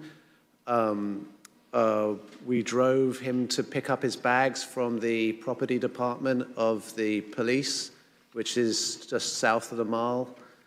We picked up his bags and went to get some other bags from the Phoenix Hotel, where we and then they got a treasure trove. Encountered Mr. Stewart Rhodes from the Oath Keepers. By the time I'd gone to park the car, my colleague was saying, who'd got into the car with Mr. Tarrio, that they had moved to a location around the corner, the parking garage of the Hall of Legends, I believe. And so we quickly drove over there. We drove down into the parking garage and filmed the scene of Mr. Tarrio and Mr. Rhodes and certain other individuals in that garage. We then continued to follow Mr. Tarrio. There was some discussion about where he was going to go. He ended up going towards a hotel in Baltimore, and we conducted an interview with him in the hotel room. And then we returned to DC for that night in a And what was interesting that night, actually, was that was the first indication that DC was much more busy than it had been any other time we'd been here, because we couldn't get into the hotels we wanted to, and we ended up at a hotel that, was not as satisfactory as we would have hoped. Thank you. So what you're saying is you filmed the meeting between Mr. Tarrio and Oath Keepers leader Stuart Rhodes, right? Indeed. You couldn't hear what was said, but according to the Justice Department indictment of Mr. Tarrio, a participant referenced the Capitol. Now, on the morning of January 6th, you learned the Proud Boys would gather near the rally scheduled to take place near the White House. What time did you meet up with the Proud Boys, and what was happening when they met? We met up with the Proud Boys somewhere around 10:30 a.m., and they were starting to walk down the mall easterly direction towards the Capitol. There was a large contingent, more than I had expected, and I was confused to a certain extent why we were walking away from the president's speech, because that's what I felt we were there to cover. So at 10:30 a.m., that's early in the day. That's even before President Trump had started speaking. Am I correct? Yes, sir. So how many Proud Boys would you estimate were marching together to the Capitol? A couple of hundred, potentially. Yeah, I'd say a couple of hundred Proud Boys were marching towards the Capitol. Small battalion, maybe a platoon. At the time, was the area heavily guarded? No, that was, I remember we walked we walked down the mall, we walked to the right of the reflecting pool, and then north along the road that leads to the Peace Circle.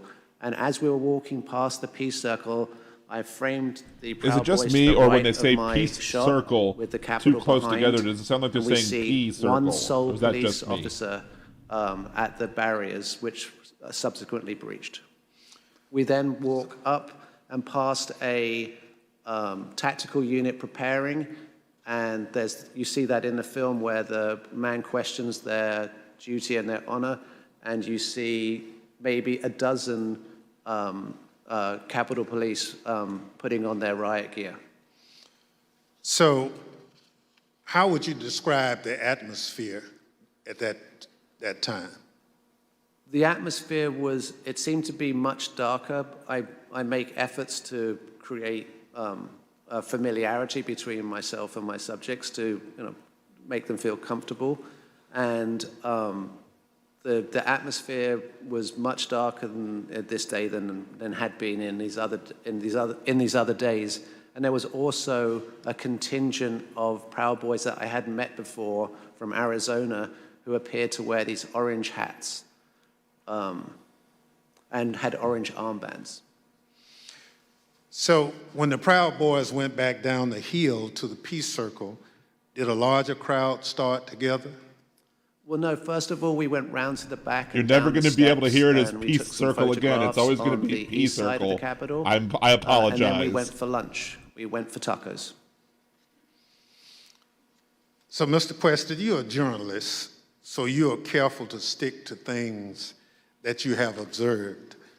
But what you've told us is highly relevant. Let me highlight a few key facts that you and others have provided the committee. First, there was a large group of Proud Boys present at the Capitol. We know that from multiple sources. You now estimate that there were around 250 to 300 individuals that you've testified. They weren't there for President Trump's speech. We know this because they left that area to march toward the Capitol before the speech began. They walked around the Capitol that morning. I'm concerned this allowed them to see what defenses were in place and where weaknesses might be. And they decided to launch their attack at the Peace Circle, which is the front door of the Capitol complex. Did someone It's the tell him that it first sounds like security P-Circle, perimeter and therefore he that those enunciated it better? marching from the ellipse would have to come to as they moved toward the Capitol. The Peace Circle walkway was always where the thousands of angry Trump supporters would arrive after President Trump sent them from the ellipse. The Proud Boys timed their attack to the moments before the start of the joint session in the Capitol, which is also where President Trump directed the angry mob, quote, "We fight like hell," end quote. He told them before sending them down Pennsylvania Avenue, right to where the Proud Boys gathered and where you were filming. Now, a central question is whether the attack on the Capitol was coordinated and planned. What you witnessed is what a coordinated and planned effort would look like. Every time they say it was the culmination like P-Circle, take a shot. A months-long effort spearheaded by President Trump. Mr. Quested, thank you for your eyewitness account of the lead up to the breach of the Peace Circle. This brings us to a point in time where you and Officer Edwards were in close proximity. At this point, I reserve the balance of my time pursuant to 5C, Section 8 of House Resolution 503. The chair recognizes the gentlewoman from Wyoming, Ms. Cheney, for questioning. Thank you very much, Mr. Chairman. Officer Edwards, I want to start by thanking you for your service and thank you for your courage. Thank you for being here this evening. I know that it's not easy to relive what happened for you and for the officers behind you and for the family members of officers in the audience this evening. But it's really important for the country to have a full accounting and understand what happened. I want to start, Officer Edwards, with a short clip that shows the horrible moment when you were injured as the Peace Circle was breached.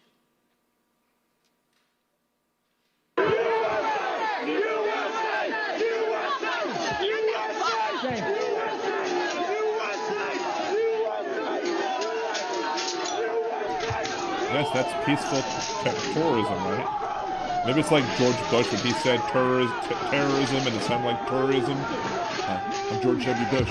We need to fight against the terrorists. Officer Edwards, can you describe the crowd that had assembled at the Peace Circle as you and your fellow officers stood behind and guarded the bike racks? Oh, she says it really good. Yes, so there were about, I want to say about 5 of us on that line. I mean, this isn't a laughing matter, but still. And there it's good to find humor sometimes. There was our bike rack, and then at the bottom of the Pennsylvania Avenue walkway, or right by Peace Circle, there was another bike rack. And so the crowd had kind of gathered there. It was the crowd led by Joseph Biggs, and they were mostly in civilian clothes. There were some who had military fatigues on. We could see people with bulletproof vests on, things like that.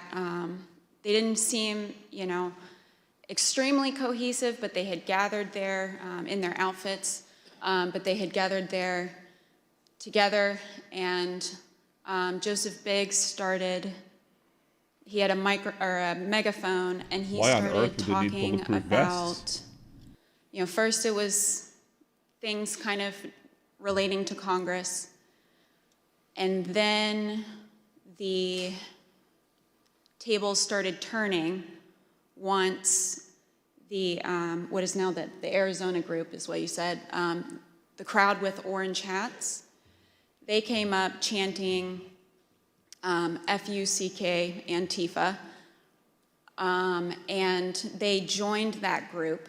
And once they joined that group, Joseph Biggs' rhetoric turned to the Capitol Police. He started asking us questions like, you didn't miss a paycheck during the pandemic, mentioning stuff about our pay scale was mentioned. Police still had to work during the pandemic. And, started turning the tables on us.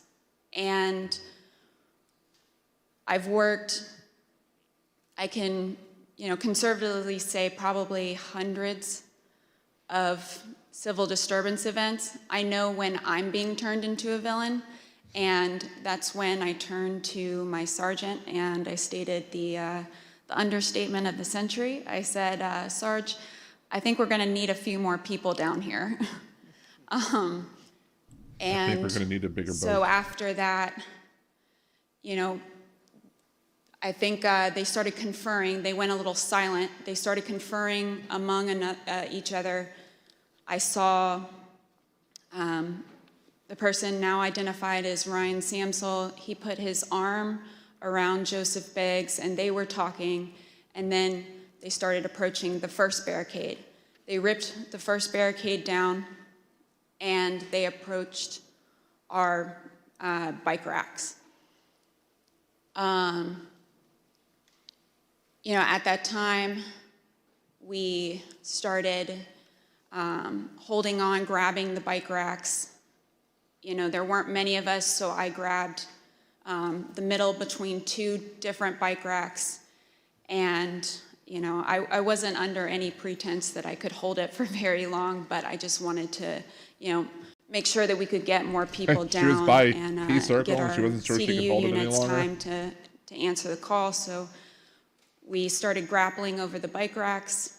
I'm a terrible person. I felt the bike rack come on top of my head, and I was pushed backwards, and my foot caught the stair behind me, and my chin hit the handrail, and then at that point I had blacked out, but the back of my head clipped the concrete stairs behind me.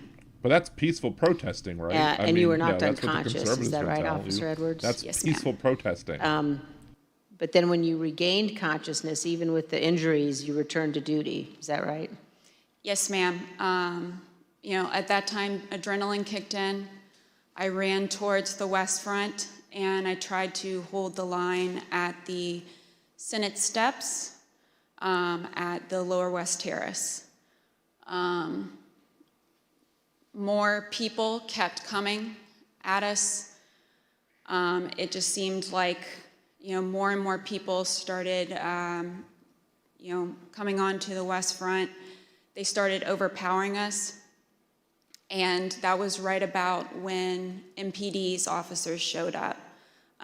Their bike officers pushed the crowd back and allowed our CDU units as well as theirs to form that line that you see, that very thin line between us and the protesters or the rioters, at that time. I fell behind that line. Blue line. And for a while, I started decontaminating people who had gotten sprayed and treating people medically who needed it. And then you were injured again there on the West Terrace, is that right, Officer Edwards? Yes, ma'am. So after a while, I got back on the line. It was on the house side of the Lower West Terrace. And I was holding that line for a while. There weren't many of us over there. And Officer Sicknick was behind me for most of the time, for about 30 to 45 minutes that I was down there. We were just, as the best we could, we were just, grappling over bike racks and trying to hold them as quick as possible. All of a sudden, I see movement to the left of me, and I turned, and it was Officer Sicknick with his head in his hands. And he was ghostly pale, which I figured at that point that he had been sprayed, and I was concerned. My, cop alarm bells went off. Because if you get sprayed with pepper spray, you're going to turn red. He turned just about as pale as this sheet of paper. And so I looked back to see what had hit him, what had happened, and that's when I got sprayed in the eyes as well. I was taken to be decontaminated by another officer, but we didn't get the chance because we were then tear gassed. And but we they're peaceful protesters, remember. That's are going to play conservatives just are telling you. a brief clip Peaceful of that protesting. moment that And you've just described, tourists. Officer Edwards. And I'll keep repeating that because it's absurd.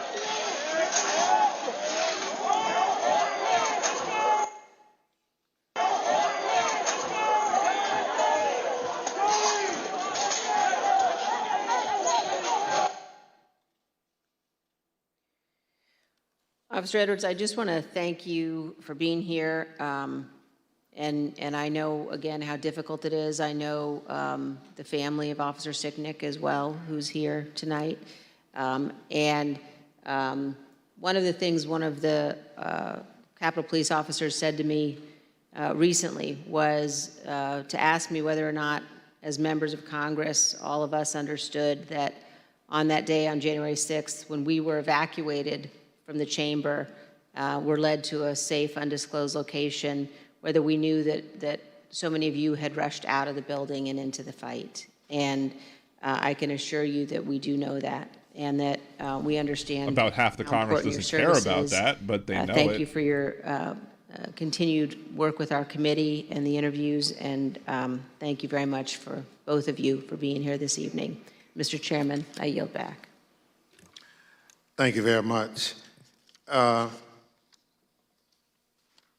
Ms. Edwards, can you give us one memory of that awful day that stands out most vividly in your mind? I can. That time when I talked about falling behind MPD's line, I remember because I had been kind of shielded away because I was holding those stairs, so I wasn't able to really see what was going on over here. When I fell behind that line and I saw, I can just remember my breath catching in my throat because what I saw was just a war scene. It was something like I had seen out of the movies. I couldn't believe my eyes. There were officers on the ground, you know, they were bleeding, they were throwing up, they were, you know, they had, I mean, I saw friends with blood all over their faces. I was slipping in people's blood. You know, I was catching people as they fell. It was carnage. It was chaos. I can't even describe what I saw. Never in my wildest dreams did I think that as a police officer, as a law enforcement officer, I would find myself in the middle of a battle. You know, I'm trained to detain, you know, a couple of subjects and handle a crowd, but I'm not combat trained. And that day, it was just hours of hand-to-hand combat, hours of dealing with things that were way beyond any law enforcement officer has ever trained for. And I just remember that moment of stepping behind the line and just seeing the absolute war zone that the West Front had become.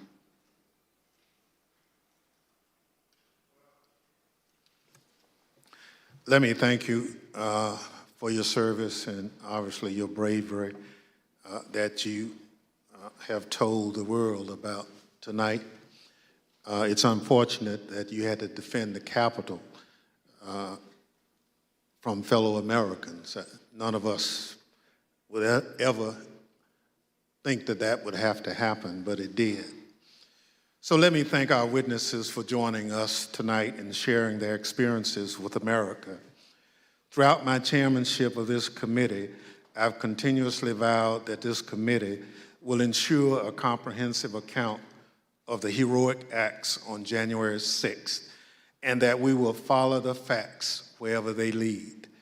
Your testimony is an essential part of that record and helps us do our job. Mr. Quested, thank you for sharing your footage and your account of the day's events with us. The images you recorded and have shared with the committee do a better job than any of our words in reinforcing the violence of January 6th. We hope that the power of your footage help encourage all Americans to consider how citizens with so much in common could viciously brawl at the seat of their democratic government. Officer Edwards, thank you for your brave service, as I indicated, on January 6th, and all you did to protect us, and most importantly, our democracy. If you and your fellow officers hadn't held the line against those violent insurrectionists, we can only imagine the disaster that would have ensued. Your heroism in the face of danger is admirable, and your will to continue to protect and serve despite your serious injuries should be an inspiration to all of us. We wish you a continued recovery. But the conservatives won't and care. look They'll forward find some to seeing excuse you back or some way to vilify in her. I uniform almost sometime don't soon. want to know the members of the how they're select going to vilify committee this woman. may have additional but I know that they questions will. for tonight's and witnesses, I'm cringing at the thought and as we to what ask they might that you say, respond because I can't imagine how horrific expeditiously it's in going to writing to those questions. Without objections, members will be permitted 10 business days to submit statements for the record, including opening remarks and additional questions for the witnesses. The witnesses have just told us what they heard the rioters saying while they stormed the Capitol on that day. Now we're going to hear it from the rioters themselves. Without objection, I include in the record a video presentation. This ought to be disturbing and horrific.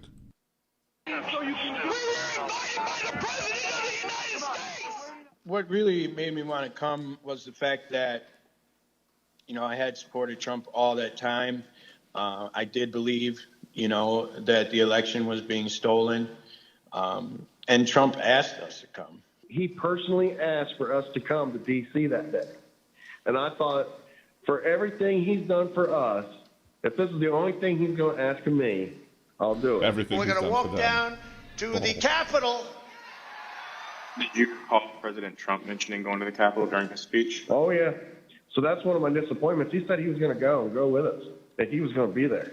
I know why I was there, and that's because he called me there, and he laid out what is happening in our government. He laid it out. But I remember Donald Trump telling people to be there, right? I mean, to support. So you mentioned that the president asked you. Do you remember a specific message?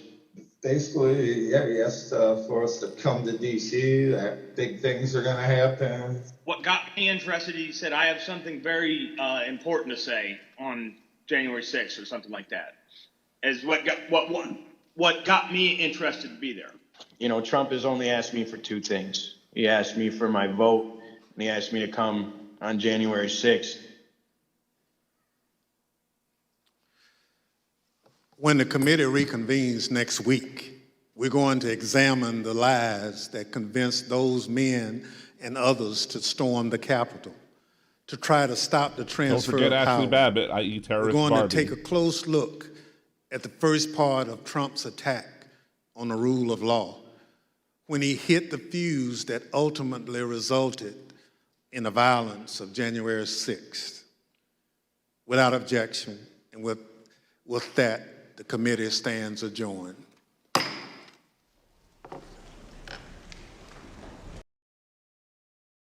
All right. Well, as I said in chat, I was going to say something as the committee was going to adjourn, and well, then they immediately adjourned. So, some final, I guess, thoughts on this one. I don't know if I'm going to be doing a day 2 live, because I thought this one was going to be during regular business hours and not prime time. But then once I found out that it was going to be at 7 p.m. my time, I'm like, okay, well, I got to do a live stream, clearly. But the second one, I think, is going to be 9 a.m. in the morning. I could potentially be late for work because I work from home. I don't know, but that's going to be a more questionable one as to whether or not I'm going to do that or not. So I guess stay tuned. Follow me on Twitter and just subscribe to the channel and get notifications so you know when I go live or not. And you'll see if I go live or not for that one. But I'm not... If I don't go live for it to do a live review, there's always the possibility of me doing it afterwards, like maybe doing it later in the evening on Monday to kind of go over what's said. But Aaron asks, why are these people getting probation? And I think that they're getting probation because they probably pled guilty to the charges, making it easier for them to go through that. And they probably, in pleading guilty, provided evidence, provided testimony to get the people who are higher up. So I think that's a lot of times, I think what you'll see that these people are getting guilty pleas in because they realize that they're screwed. So they're going to plead guilty in the hopes that they'll get a lesser sentence. And in doing so, they provide information to the committee members and to the Justice Department and everything to be able to say, okay, well, here's what the big guys did, so here's some more information to help you nab these big guys. And so ultimately, it's probably okay in the grand scheme of things that the lower echelon type folks are only getting probation, because it's the upper echelon folks who are the ones that really need to be, who are really going to need to be punished severely for what went on January 6th. So I think that's what you're going to see from this point on. Hey, Julie, how's it going? Thank you for joining in. We just finished watching it. We're just making some comments, I guess, after comments about what's going on. Let's see. Trucker John, plea deals. Okay, you don't have to say duh. I mean, we're all getting there. Let's see. I don't know whether or not I'm gonna, whilst looking at this stuff, I'm gonna pop over and see. I'm gonna see what we're gonna pop over to the Midas Touch just to kind of see what's going on there, to see what they're talking about. Because I know some people are going to be over there on that channel. I think Hal's going to be going live over there, and I don't want to go, and make people have to choose, so to speak. A lot of people who are currently listening to the show are people who are come over from Hal, and if they're going to have Hal on the Midas Touch podcast or show. I don't want to make you have to choose between both. So it doesn't look like he's on the Midas Touch channel now. I can always pop over to Hal and see if Hal's doing anything either, just as an update, so everybody can see what's going on. Let's see, Hal Sparks. Hal Sparks. And I don't see a live on Hal's channel either. So I'll continue to refresh that to see what's going on with both of those, so we can know when we need to jump over to support Hal on those other places. I'm assuming he was going to be on. If somebody could correct me, I thought he did say on his live stream before my live stream that he was going to be on the Midas Touch one, and he currently is not. So. Think Hal was just going to live tweet. Maybe he could be live tweeting. Yes, Julie, this is very hard to watch. Let's we can go check out Hal's Twitter feed as well, and I can Hal Sparks. If you happen to be watching my show, my streams, and you're not following Hal either, I'd recommend you go watch his stuff too. He has some very good stuff.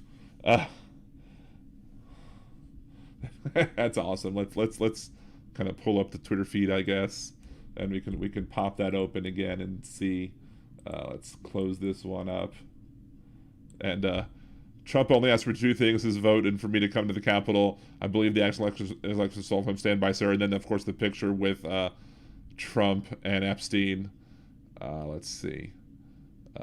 Retweeted Lincoln Project. Footage played in Thursday's hearing showed a meeting between Enrique Tarrio and the leader of the far-right Proud Boys. Stuart Rhodes, the leader of the government. Let's see. Let's pop that open full screen, and we can take a look at that as well, at the full video, because I don't think we saw the entirety of it. So let's go ahead and watch that too, since we're looking at things. Hello. And Stuart, pleasure's all mine, brother. Hey, listen, do you need a vehicle to...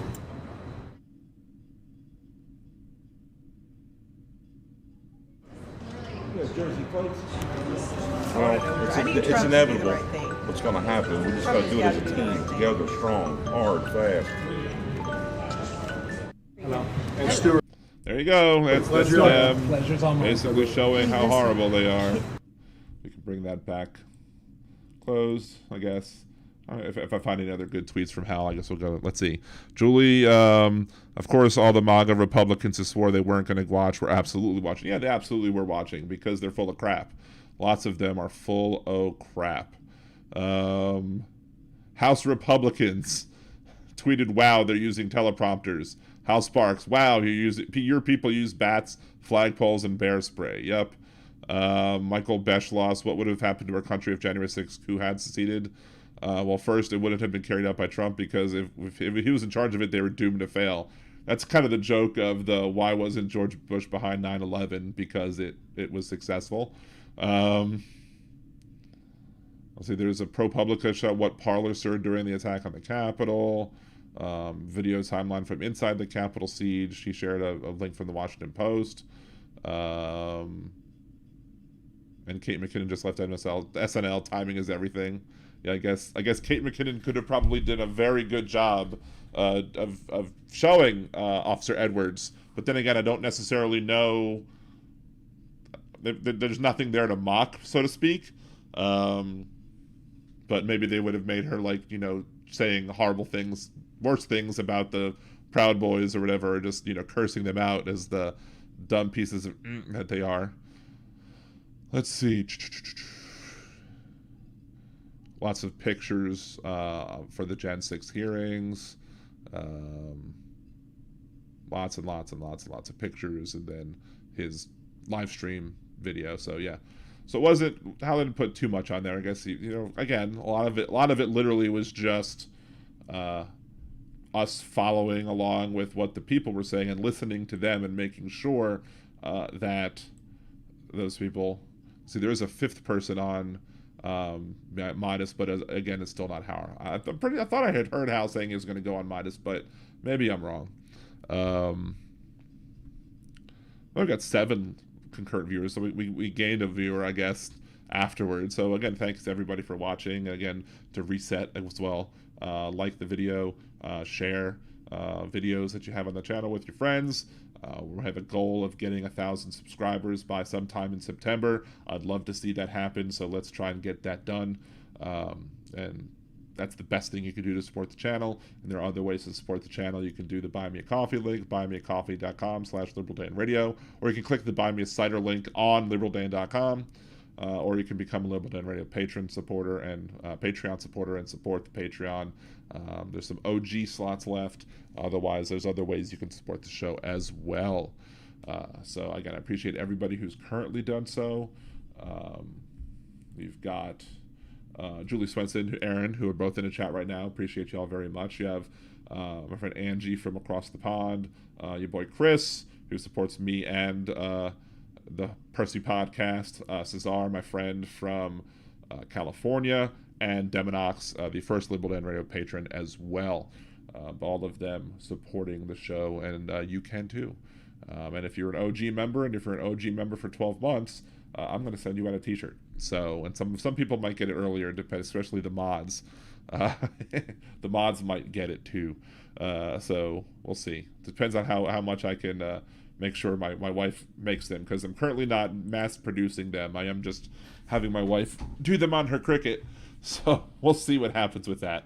And hopefully we'll enable some a print shop to make some more ones as the show gets bigger and as we get more demand for the show.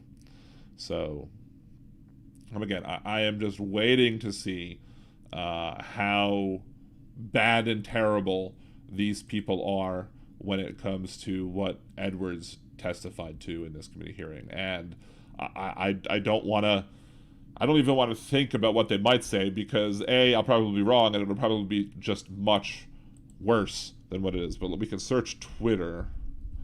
We search Edwards for Twitter maybe and see what that brings up. I don't see.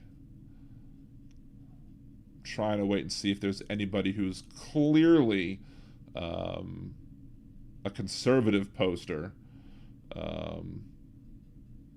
Most of the people that I see right now that I see posting are liberal accounts or left-leaning accounts, and not conservative accounts. Maybe they know.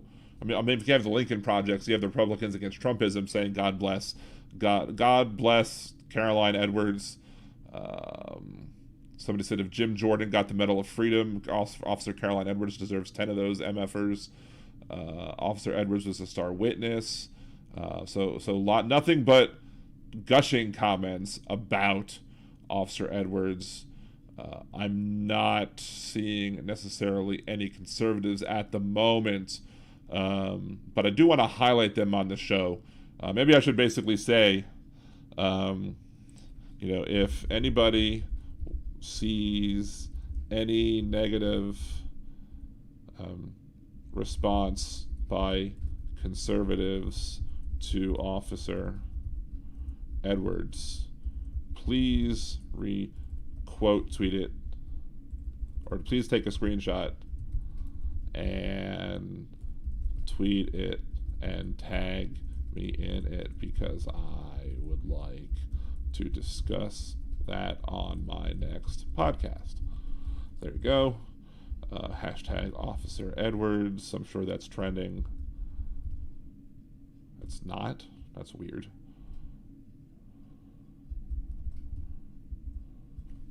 Let's see, what was Caroline Edwards? Let's do Caroline Edwards. Caroline Edwards and Officer Caroline Edwards.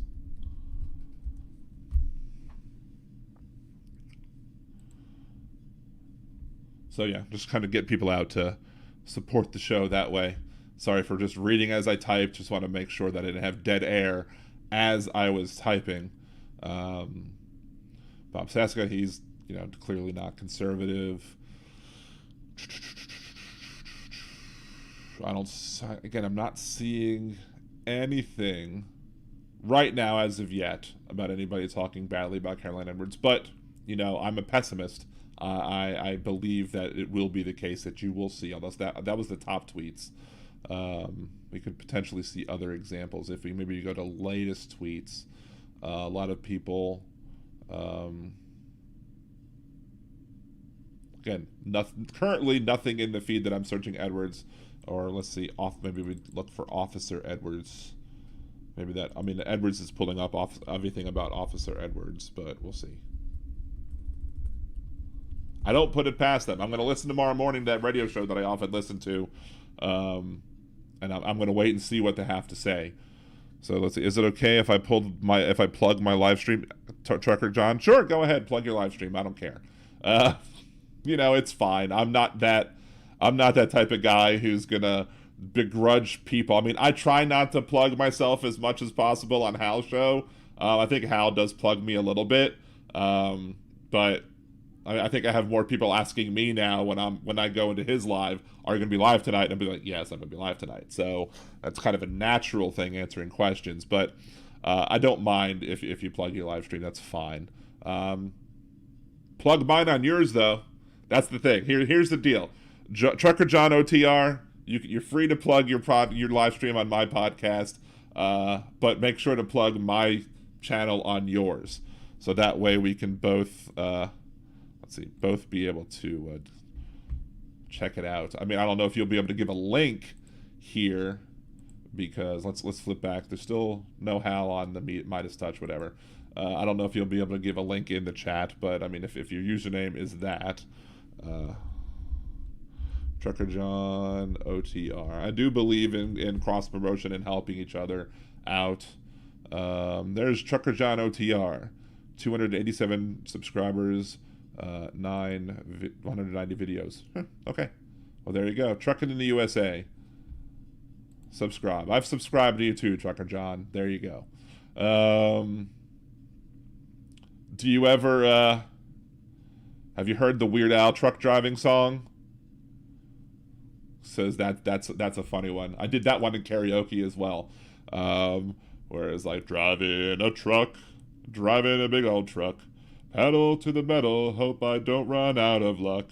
Rolling down the highway until the break of dawn, I'll be driving a truck with my high heels on. And as soon as I sung that in karaoke, nobody had heard that song, and everybody's kind of like, what did he just say? What did he say? And they were all quite amused by that.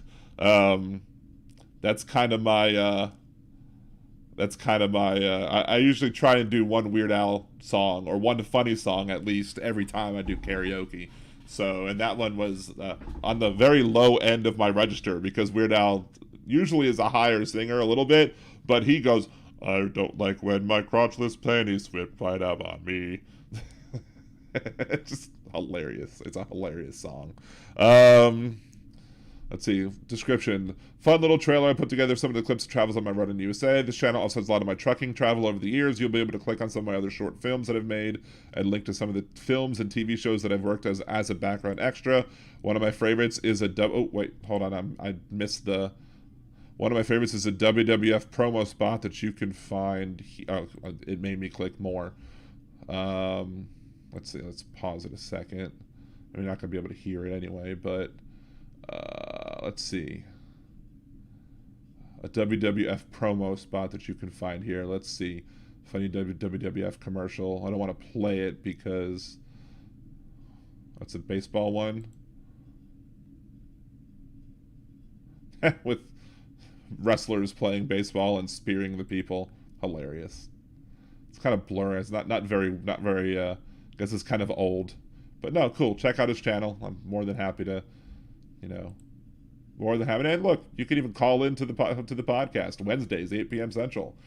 I air live here and on Blog Talk Radio, and I give the phone number. The phone number during the show is 914-8803-4131. But if you call that, you're not going to be able to talk to me now, because clearly I'm not on Blog Talk Radio right now. So, back to the insurrection and the hearings or whatever. Again, I'm not sure how much I could say furthermore, just to the words from Officer Edwards specifically, I think, stand for themselves. I think the words from the Proud Boys and the Oath Keepers and everybody else who was involved in those in the insurrection, I think they also speak for themselves. They clearly they believed that they were being called upon to come to the Capitol and do this work, and this work was to prevent the election from going on. Trump kept saying, stop the steal. Well, how do you stop the steal? Trump said, be strong. You have to be strong. You can't be weak. You have to show strength. So how do you show strength? Well, how do these people show strength? The only way that these people show strength are through violent force. They used violence to show their strength that Donald Trump asked them to do in order for them to be able to stop the steal, which is what Donald Trump asked them to do, since Mike Pence wouldn't, quote, stop the steal. So, I mean, I don't know how... I'm not a lawyer. I can't say what gets to the legal level of incitement. Let's look it up, shall we? Legal legal requirements to convict someone for incitement.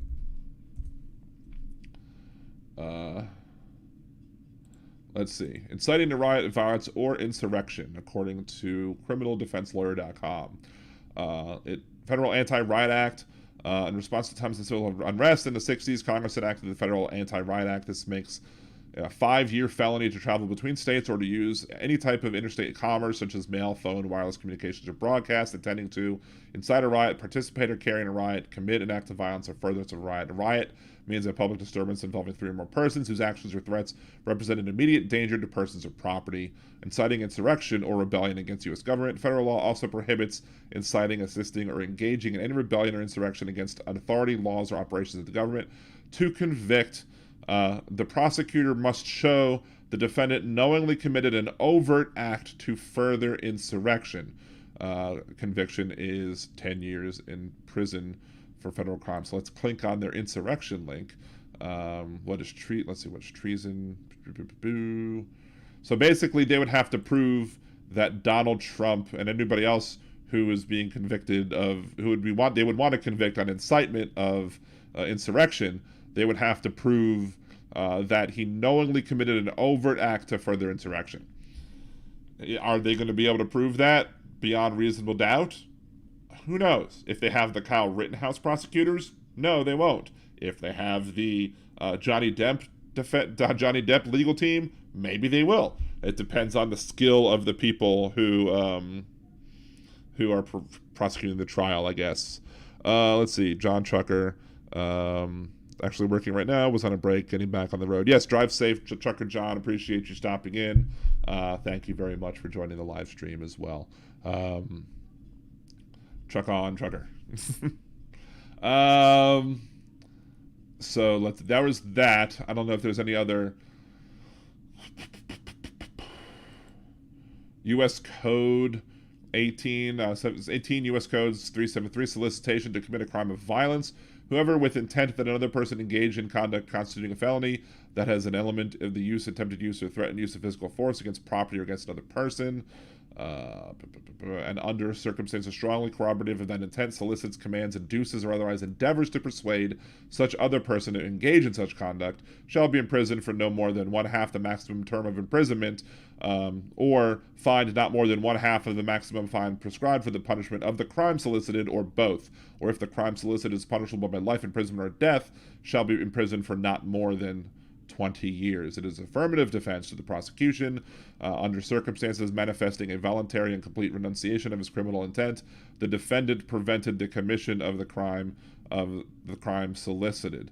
A renunciation is not voluntary and complete if it is motivated in whole or part by the decision to postpone the commission of a crime until another time, or to substitute another victim, another but similar objective. If the defendant raises the affirmative defense at trial, the defendant has the burden of proving the defense by preponderance of the evidence. And this is what I was talking about in my Kyle Rittenhouse videos, when I had a bunch of videos on Kyle Rittenhouse, and I talked about how bizarre and insane the affirmative defense laws are in the state of Wisconsin, and in many states, especially states that are red states. They've changed the rules on how affirmative defenses work. Here's an example of an affirmative defense where it used to be, if you raise an affirmative defense, i.e. you said, yes, I did this thing, but here's why I shouldn't be convicted of it, then the onus is on you, the defense at that point, to be able to prove on a preponderance of the evidence, i.e. more likely than not, that your argument is truthful. So you can say, yeah, I did promote, and I did do these things, but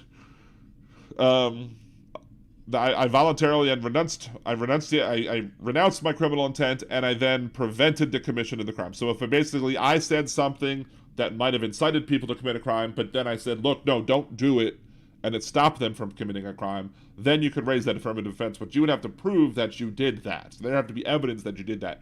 Whereas in Wisconsin, with the gun laws in Wisconsin, with the self-defense laws, if you, as the defense, raise a self-defense as an affirmative defense, the onus is on the prosecution to prove that it wasn't self-defense, which is a logical fallacy. Asking somebody to prove a negative is a logical fallacy. So just my little rant on affirmative defenses here, because since I read that, I'm like, good. At least in this federal law, the defense is required to, who raises the affirmative defense is required to then prove the affirmative defense. So it is not a defense to a prosecution under this section that the person solicited could not be convicted of the crime because he lacked the state of mind required for its commission, because he was incompetent or responsible, because he's immune from prosecution or is not subject to prosecution. I.e., if somebody, is going to plead not guilty for reason of insanity or for whatever reason, or the person doesn't have the right state of mind, or maybe the person was a child and as such not subject to the prosecution or whatever, you would still then, you would still then be able to punish the person who enticed the individual. Kapla bought me a cider. Thank you, Kapla. Appreciate you very muchly. That is the third cider that was been purchased for Liberal Dan Radio. Awesome. Thank you so much. Again, you can go to liberaldan.com and click the Buy Me a Cider button, or you can go to buymeacoffee.com/liberaldanradio, and you can buy me a cider that way. So Kapla, which in Klingon means is like it's Klingon's Kapla is like good luck. It's like Mazel Tov in Hebrew, or Sláinte in Sláinte in Irish, as you speak. Yeah, and we talked about Klingons the other day on last Thursday. There was a whole discussion about the Klingons and all the other fun stuff that V Radio wanted to talk about, or believed that he was right, and he clearly wasn't. That's the funniest thing. V Radio really thought last week that he proved his point, and that I was lying about him. But anybody who watched that in this chat clearly saw that he did not prove his point. And the onus is on him to prove that he proved his point, not on me to disprove it, so to speak. But I can investigate and look at what he said. Clearly, to me, he did not prove his point. Absolutely not. So, for a sec, I'm not used to that buy me a coffee Bing yet, so I was like, what's that alert? And then I looked up, I was like, oh, it's a coffee thing. Yay! Or it's a cider purchase. That's awesome. I do appreciate everybody who supports me via everybody who supports me via the Buy Me a Coffee, via the Patreon, or just simply subscribing to the channel. I understand this is a very tough time. We're in a tough economy.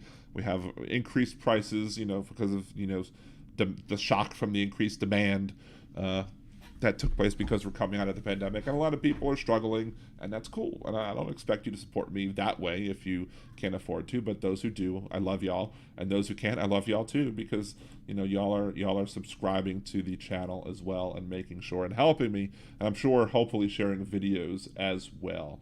I think Kapla is maybe Gypsy Mama, I think, but again, if that's true, thank you, Gypsy Mama. If not, what's it, Jolie?